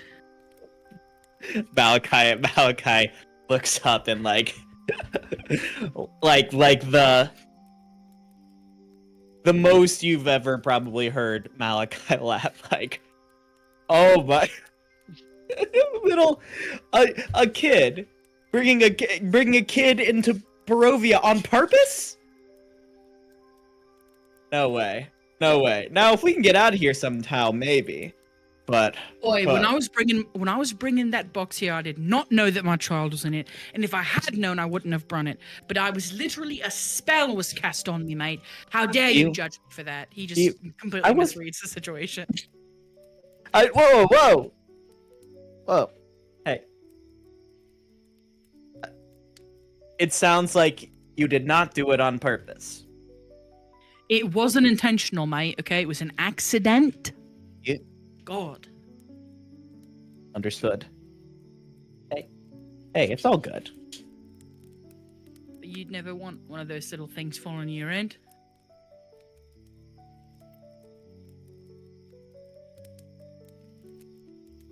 How do I say this?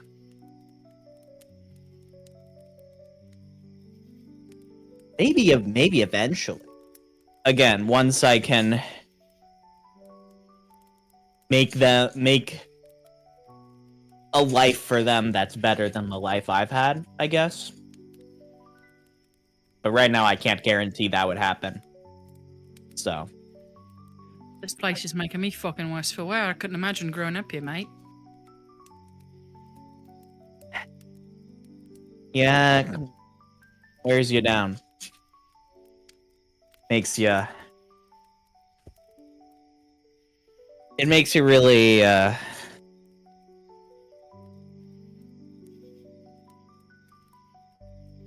Malachi kind of trails off, kind of looks off into the distance. It wears you down and it really chews you up and it spits you out, but at the same time, it really makes you appreciate the few people who are actually legitimately kind and there for you. Yeah, I'm sorry about your mate, man.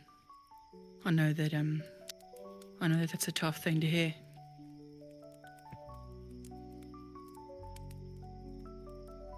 I just know that if he knew I was in trouble, he would come for me immediately, and I didn't do the same.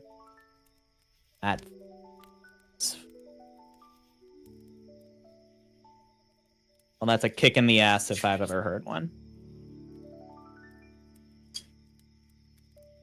It's really nice to have somebody relieve you of trouble.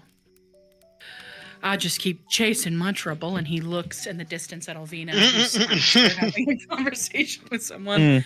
I think Alvina is taking this time to sit by herself, and she is drawing.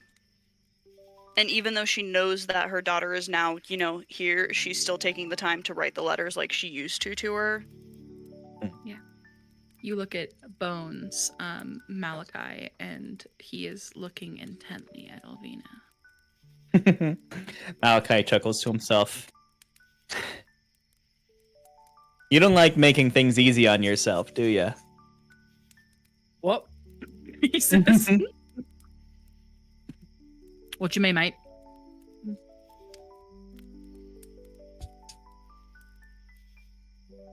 No, it's good. I'm glad you care about her. Yeah. It's a lot like carrying about a hot iron. Every time you get close to it, it burns you a little bit. Yeah. But, I don't know, I kind of like the burn. You ever been in love? He turns and he looks at you. Like romantic love? I I mean, think any so. kind of love, mate. Any kind of love that hurts. Fuck, man. I mean, yeah, like, I guess I'm lucky that fucking, as far as I know, Apollyon is almost immortal. You can't really, if he was to, I fought with him before, and any blow that would kill a raven would just make him go back into a statue form, and then the statue always finds its way back into my pocket, even if I'm not looking for it. But between the time that between the time of the whatever blow it is and the transform, there's a few seconds of him just looking at me, and ultimately, he's a big raven. He doesn't understand what's going on. He just knows that it hurts, and he's scared. That shit's fucking terrifying every time.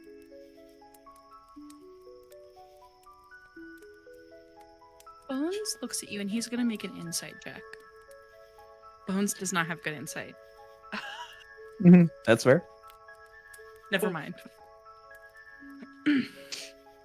Yeah. It's hard to watch something you love experience any kind of pain, even when she deserves it, he says to himself. Wait, what do you mean about that? I'll just Elaborate. I just think that sometimes it's tough to see. You know, mate, like when you care about someone kind of a little bit, maybe, you don't want them ever to experience any kind of hurt. Something weighing on Avina, and I can feel it, and I just wish I could take it from her. Don't tell her that I said that.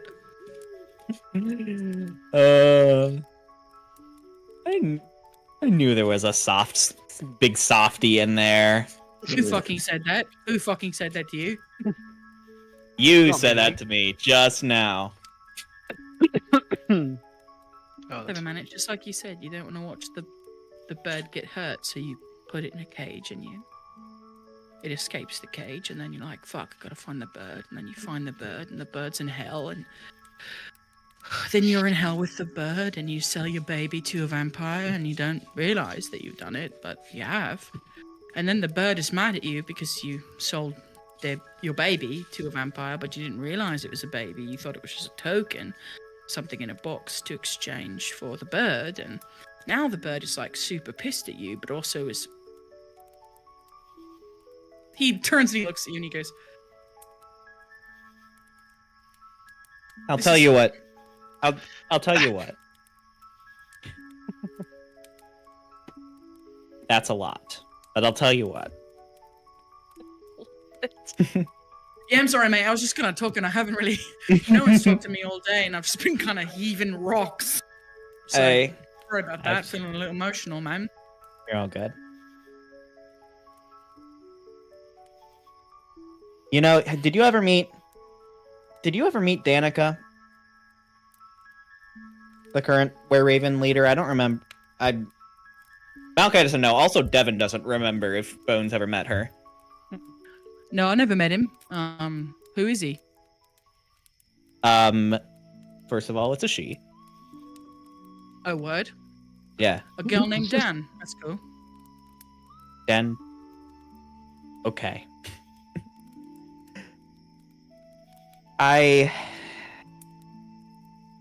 She is incredibly strong, incredibly passionate, and at times, even a good leader.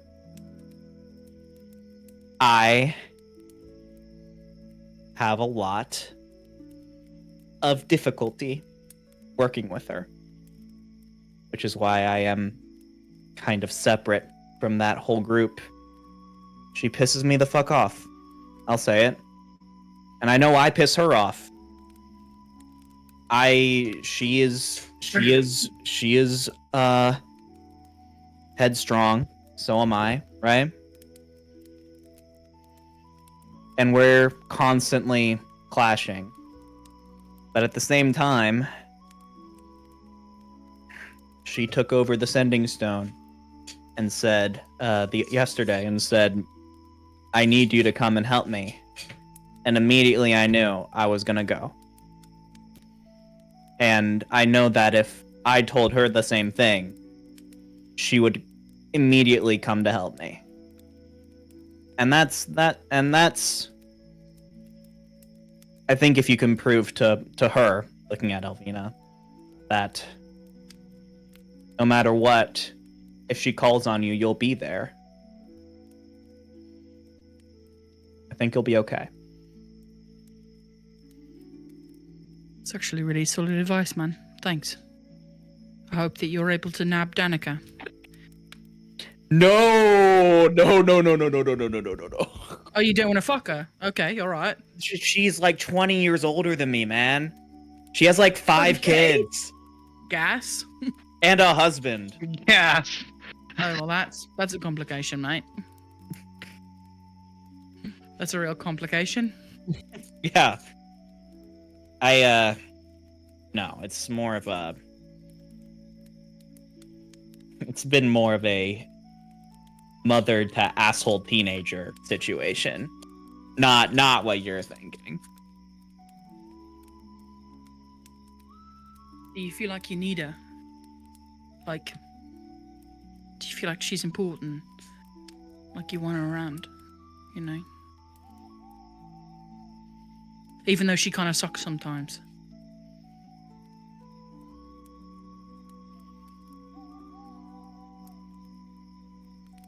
You know what's kind of weird is I kind of miss fighting with her. He smiles. There's only one person who's ever tossed me off my own ship. It's that lady right there. He points at her. And every day that she was gone, I'd think about her. Sometimes I think about killing her, but only a little bit. Sometimes the people you miss most are the ones you fight with the most often. He sighs. Thinking about it a lot recently, and like, there's a lot of people who like, I don't give a shit, you know.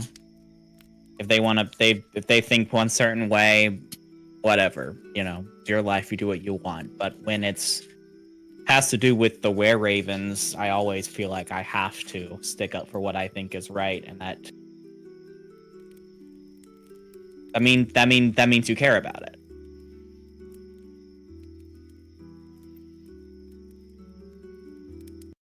Oh fuck it! The last couple of days, I'm oh my gosh, paid actor again. Paid ads, woo.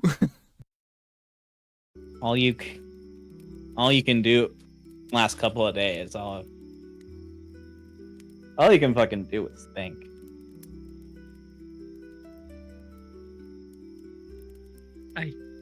He leans over and he grabs your shoulder. If I've learned anything over these days, and it's been basically nothing I've learned, but I did learn 2 things, I think. Number 1 is be honest about your feelings. And number 2, tell those people how you feel. He sighs. All right. Okay, you got this, That Bones. sounds You got like- this. Hey, This that Bones, sounds you got like a this? goddamn legend. Hey. Thanks, man. Thanks, man. He cocks back a shot and he walks over to Elvina. And he kicks your shoe, Elvina. Bones feels Bones feels a little like slap on the shoulder when he's like 30 feet away from Malachi as he uses Mage Hand to sort of push him towards Elvina a little bit. What are you doing, writing? He kicks your shoe. She'll stop and Malachi is listening. It's like, oh, that's a battle bang. Those words, who?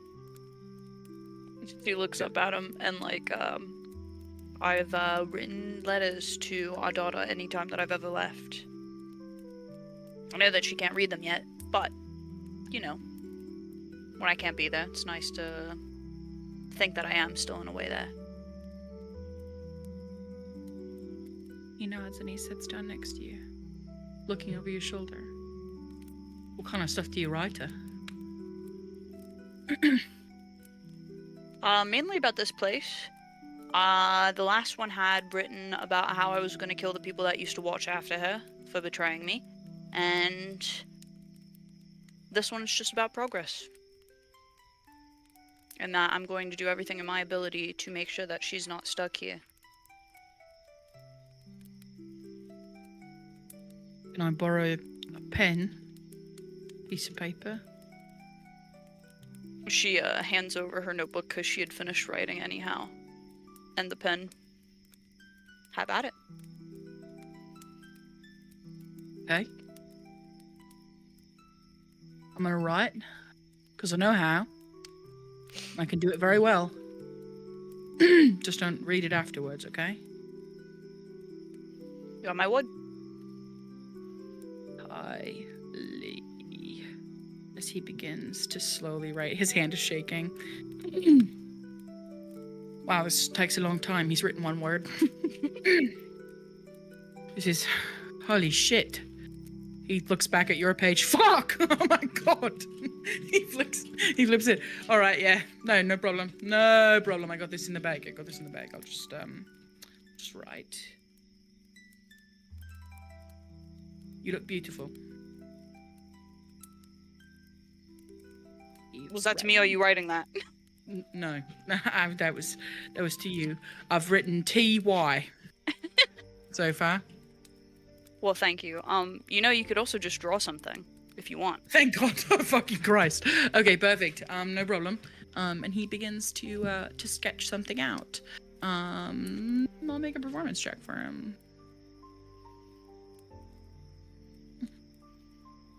As he is sketching, I think Alvina will like have a genuine smile on her face watching him, and had crudely written Tylee at the top of the page as well. And she's just smiling. So stupid, honestly. No. You see him, Bones is not particularly articulate. He's not particularly intelligent. But you watch him glide this quill across the page, sort of artfully. And he sketches for a moment, and you look over his shoulder and you see the bow of a ship. And you see him illustrating the sails moving and the water, and it's quite well done. He puts a little figure in the water. That's me. Why are He you in the draws water? Well, because that's you. He looks at you on the ship. Oh, did I throw you overboard again? Yep. You always do. You just really know how to get on my nerves sometimes. Looks at you and he hands you back your book. And she's gonna, ironically enough, flip to another page and be like, I also drew almost the same thing, and show him, like, this page that she drew at once. Wow, Long why am time I ago. crying? Why am I crying in this? In your depiction, I look quite sad. There's no muscles here, and I'm just a stick figure labeled idiot. This is very interesting, this depiction in the water. I'm not gonna lie, this is what I drew after I had left the ship. And you. Before, honestly, even thinking that this would ever happen again. Just to show Tylee where, she was born. My God.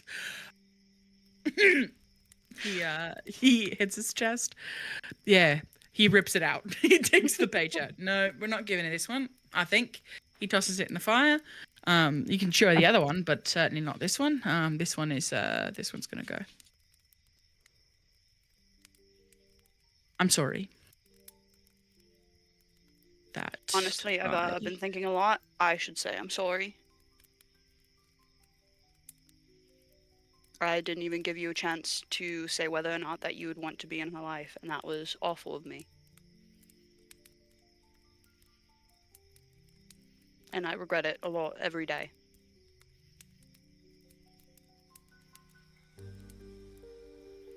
Thank you. I just don't want to be a ghost to her, some man in a picture crying, you know? This is fair. I'd like to get to know her, I think. Once we get it back from the vampire, I gave it to it. My bad. You don't remember it. I'm still a little pissed about it, but you don't remember, so I can't hold it against you. That's I very will hold fair. it against those hags, though. So, if I ever see them again, we're killing them. I mean, I'm gonna ring you Sarah a new neck, but I don't know. When I think of what I would do to get you back, and I'd kill that child, that one. He points to Drew. That one over there, he points to Hope. He just begins to point to random children. I think I'd kill most of them. Maybe not that one. He points to Hope again. Not Hope, Isabel. He points to Isabel. Maybe not that one. Her mother scares the shit out of me. I think she scares the shit out of a lot of people, but a lot Honestly, of her mothers father have scares the shit out of me. You know what? Actually, that one we'll leave off the day. She scares me. But thank you. He reaches over and he squeezes your hand. She will reciprocate the squeeze. So, these elves keep calling me the Chosen One because we are boning, okay? And it's starting to make me really uncomfortable how close they stand to me when they talk to me. Yeah, I don't know if you were around, but don't tell him that I actually killed that Casimir guy. Oh, yeah. No problem. No problem. No problem. No, nope. No problem. No, no I problem. shouldn't have told you that. No problem at all. I'm sorry. I thought Casimir just died. I didn't know. Well, for all you outside. guys know, yeah, he did. All right, cool. And you guys spend the rest of the night just sort of shooting jabs at each other. Malachi, you watch Bones very badly navigate this sort of flirtation with Elvina. Hope and Jaren get blitz.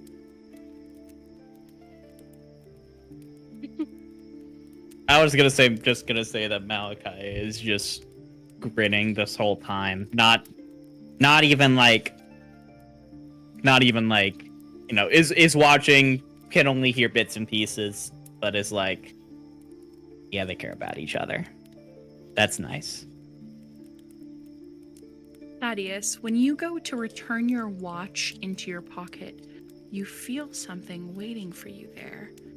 And as you take it out, it is the hero card. Me, Thaddeus, just listening to this conversation between two children that are gonna be a part of some sacrificial seance to swap Strahd's place, is just thinking to himself, This is the sign. This is what she meant. I know what I need to do. So good.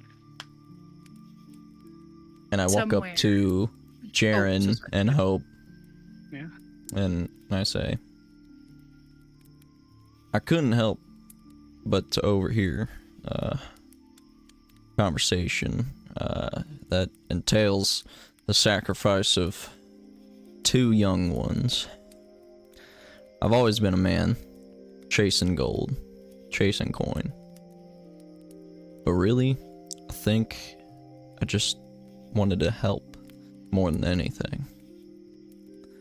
And in this moment, it seems very dire that I do everything in my ability to make sure that these two young ones don't get any kind of harm put on them.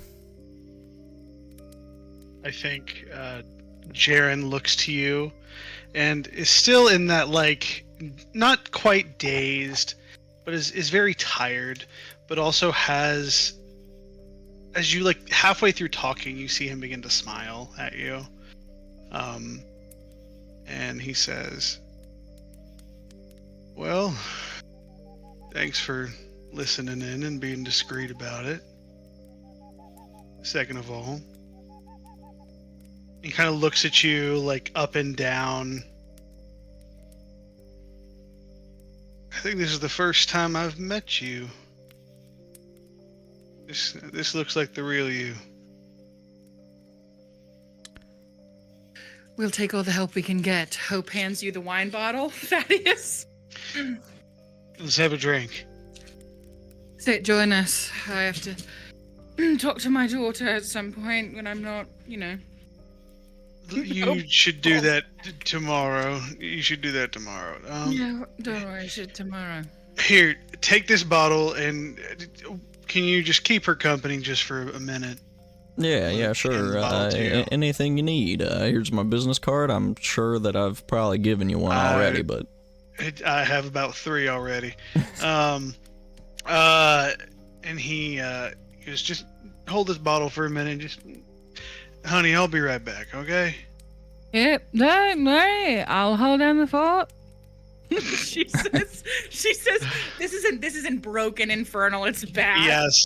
I feel like I like to think that her blitz, like, while she does take a lot similar to me to get that drunk, I feel like mine has been to such an extent where it's like I'm drunk, but I'm very much like a functioning alcoholic.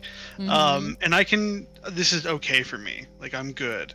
I'm gonna hand the bottle to Thaddeus and just kind of grab the back of Hope's head and just kiss the top of it. And say, I'll be right back. She's got like a hiccup situation. Yep, don't worry. I got it. I'm doing great. I look over at Jaren and I just say, looks like you got a lot here. Hope, have I ever told you the time that I helped a man from being on trial? It's a new religion or a new practice that we're starting, and I just go in and go on and hope that it kind of distracts it. I walked away and I hear, oh, he's talking about a cult, and and I just kind of keep walking off. I'll have to ask him about that later. As I keep walking, I'm going to go to Madame Ava's tent, actually, and I go and my ring within like being so as too close to her tent, my ring goes completely black. And I think I take it off. I take the ring off and I pocket it out of a sign of respect. And as you when you get to the precipice of the door, let me know. Yeah. This is all like while I'm kind of looking at it and beginning to walk. And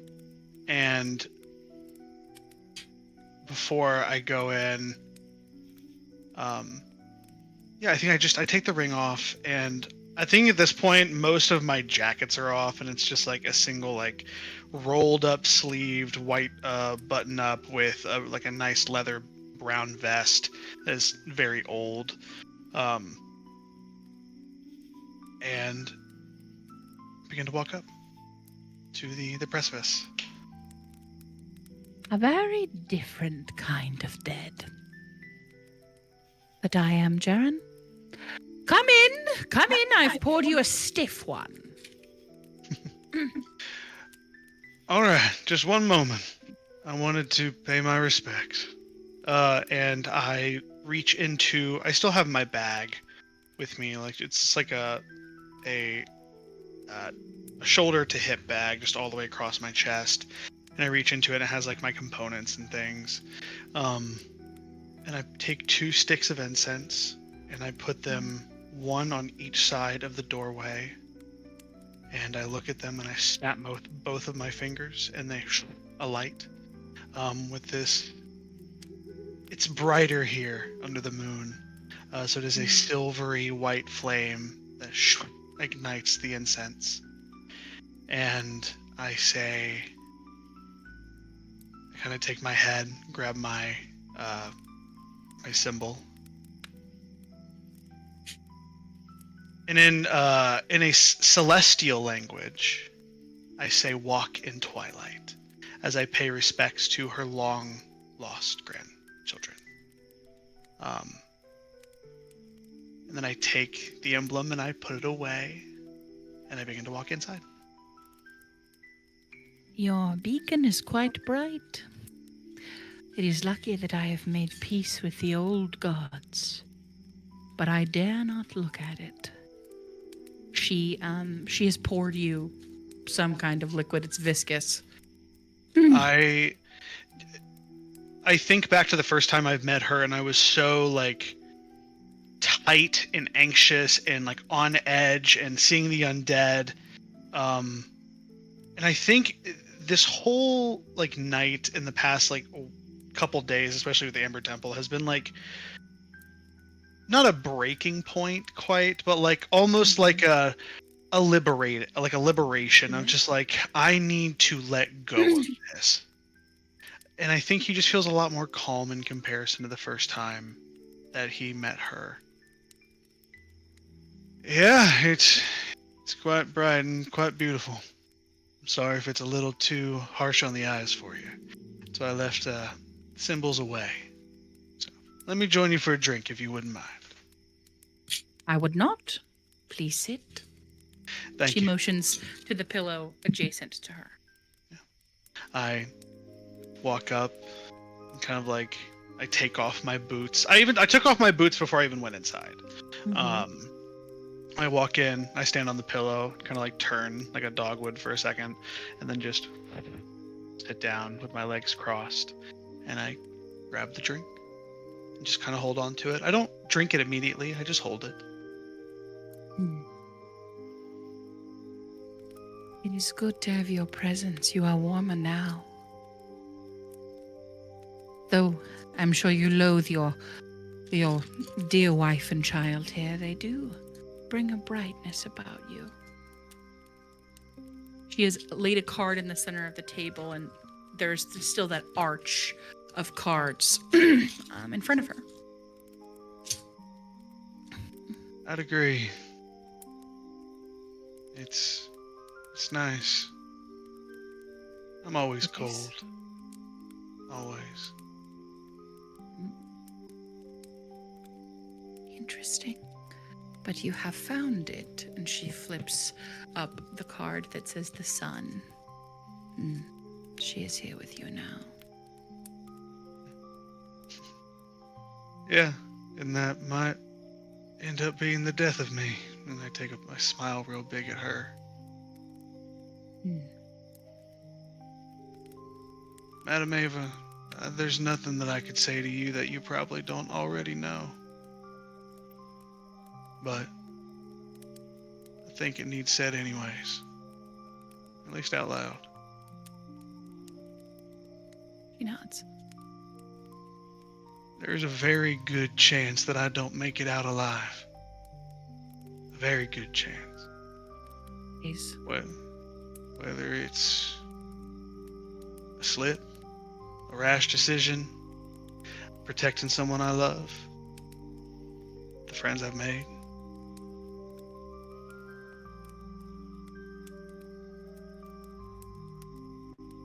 Did you know that I was from here when I first met you? He looks at you. It is a smell that you have on you. But it was not my place to tell. And you knew who my father was?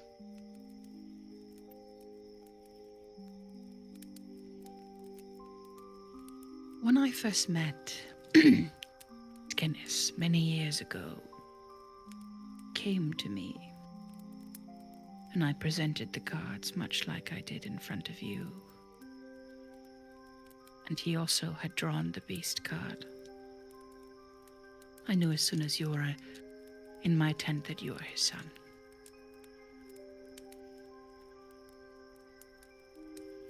She nods. You were not ready to hear it then. No, I wasn't. But I don't think that makes me any less angry for you not telling me. You are entitled to your anger. She You'd be the smiles. first one to think so. She smiles at you warmly.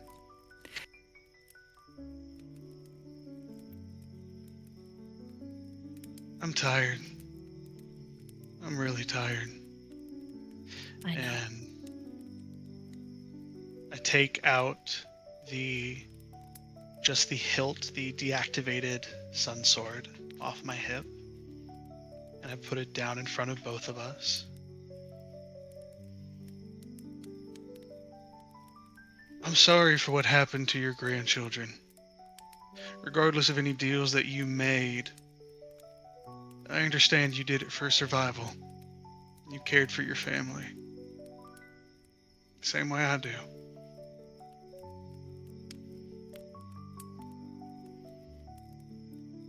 I told my wife that I was going to get us out of here. I think that might have been the first lie, because I don't plan on getting out of here. I know. If I live, we all go home. That's how it goes.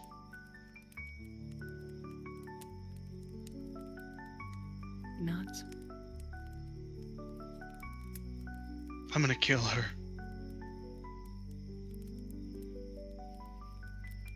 And that's the truth. And I'm going to take the drink, and I'm going to put it in front of her. I'm gonna say, thank you. I hope you have a nice night. I'm going to begin to stand up.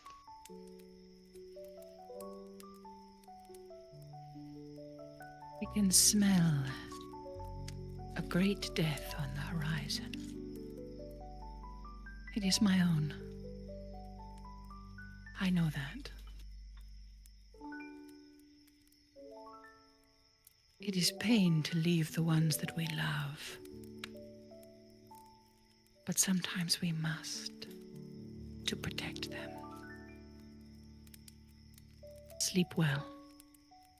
Enjoy the voice of your wife and daughter. There may be a time you will not hear it for a while. Good night, Jaren. I think he pauses and waits.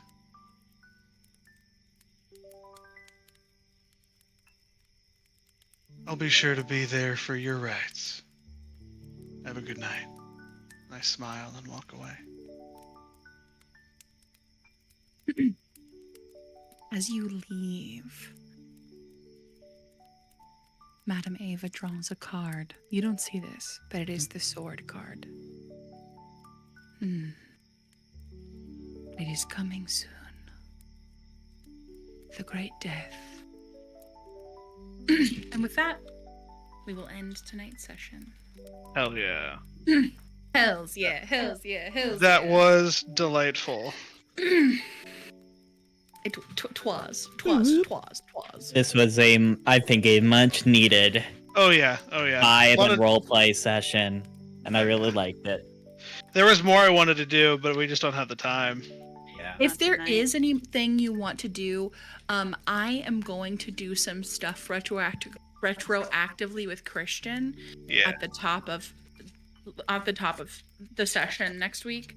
So you can do anything that you would like to do retroactively. I would just like you to message me about it, just because we're gonna have to quickly go over to the Ravens. I never Yeah. get to find Mad Mary, right? Not that night. No, you did not. Cool. Beat Mad Mary up. Um, Nah, Aeolus and her will probably find her next time. There are some things I want to do with Aeolus next time, and we can have an Aeolus Yeah. roll to see if he can find her. What a lovely, beautiful session. Did you guys have fun? Did you guys have a good time? Was it nice? Was it fun? I had a great yeah. time. That was a great time. I love that. I think part of me was like, I want to talk to these guys, and then I was like, oh no, there's so many more people here. We need to like fully space. We got out these almost a whole army conversations. here. It was a lot. There's a lot of people. It is a lot of people. But it's like if you knew that the only place that you were safe was this place, and all you had to do was follow the beacon. It's kind of like the star, you know, guiding you. North Star. Yeah. Yeah, So that would do it. yeah, people want to return to the place touched by the gods. It feels good. Oh my gosh. Madame Ava's made peace with her gods, and she will truly die soon. And that's her only way to get her out of me by the beacon. I loved it. When Yeah, they that was- move her, I imagine them moving her inside of her tent, and it just gives me such peace. Yes, just fully like He's- just moving Yeah. it over. Correct. they're like, how did Madame Ava get out of doing chores? And Madame Ava's like, I'm going to die. Don't make me do things. No, that was great. I really loved all of that. Amazing.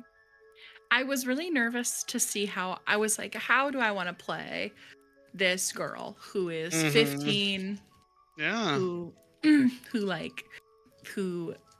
did a very heroic thing for her mom. She's probably still pissed at her dad. Oh, very much so. I think it also makes sense for her to take that, like, I will respect you as like a hunter and as a man, due to the like inherent warlike warlike nature that is Hope, and also just me as her father figure in that way. It would make sense for her to latch onto that. And I think there was a moment where like she was running away, like not running away, she was going off and done with the conversation. And I think a part of me was like, go after her and then like chase. Like do it, like I don't know if it was a chase or like try to get her to like have a werewolf kind of thing with her, but I was like, that feels too soon, but also is like, it also might not be too soon, and I just left it. You know what? We'll leave that go, and if it doesn't happen, then it's a regret he has. I love her being like, I love the idea of this child looking at her dad and saying, you weren't there and I didn't need this piece of you anymore. That hurt like shit. That one hurt. I was like, oh fuck. I wasn't ready for that, but you know what? I think that's what makes it great. I think it's exceeding expectations. It's great. It's cool to be able to also play like Hope, who is like this pragmatic warrior who just Scares the shit out of people? Who really Yeah. truly missed her husband, and like even though she was angry at you, she was very quick to forgive, versus Isabel, who is like her dad and holds a grudge. Yeah. Like she remembers. She's also 15. That girl is like prime, like Yeah. emotional real estate. Like She is in her holding the grudge era. it's free real estate. I also really loved Thaddeus this session. This session was such Yes. That was What a a good session. good- Thaddeus moments. These were so good. Thaddeus. I enjoyed it. I hope you like Thaddeus. the Daddy you is like the, self-actualizing. Let's go. Yes, I love it. I hoped you liked the line where I was like, "This feels like the first time I'm meeting you." And I was like, That was a "It good really does." I was like, I feel like Jaren has always had that, like, "What's up with you? You're like just out here, like I help people too, but I'm also a fucking dickhead about it most of the time."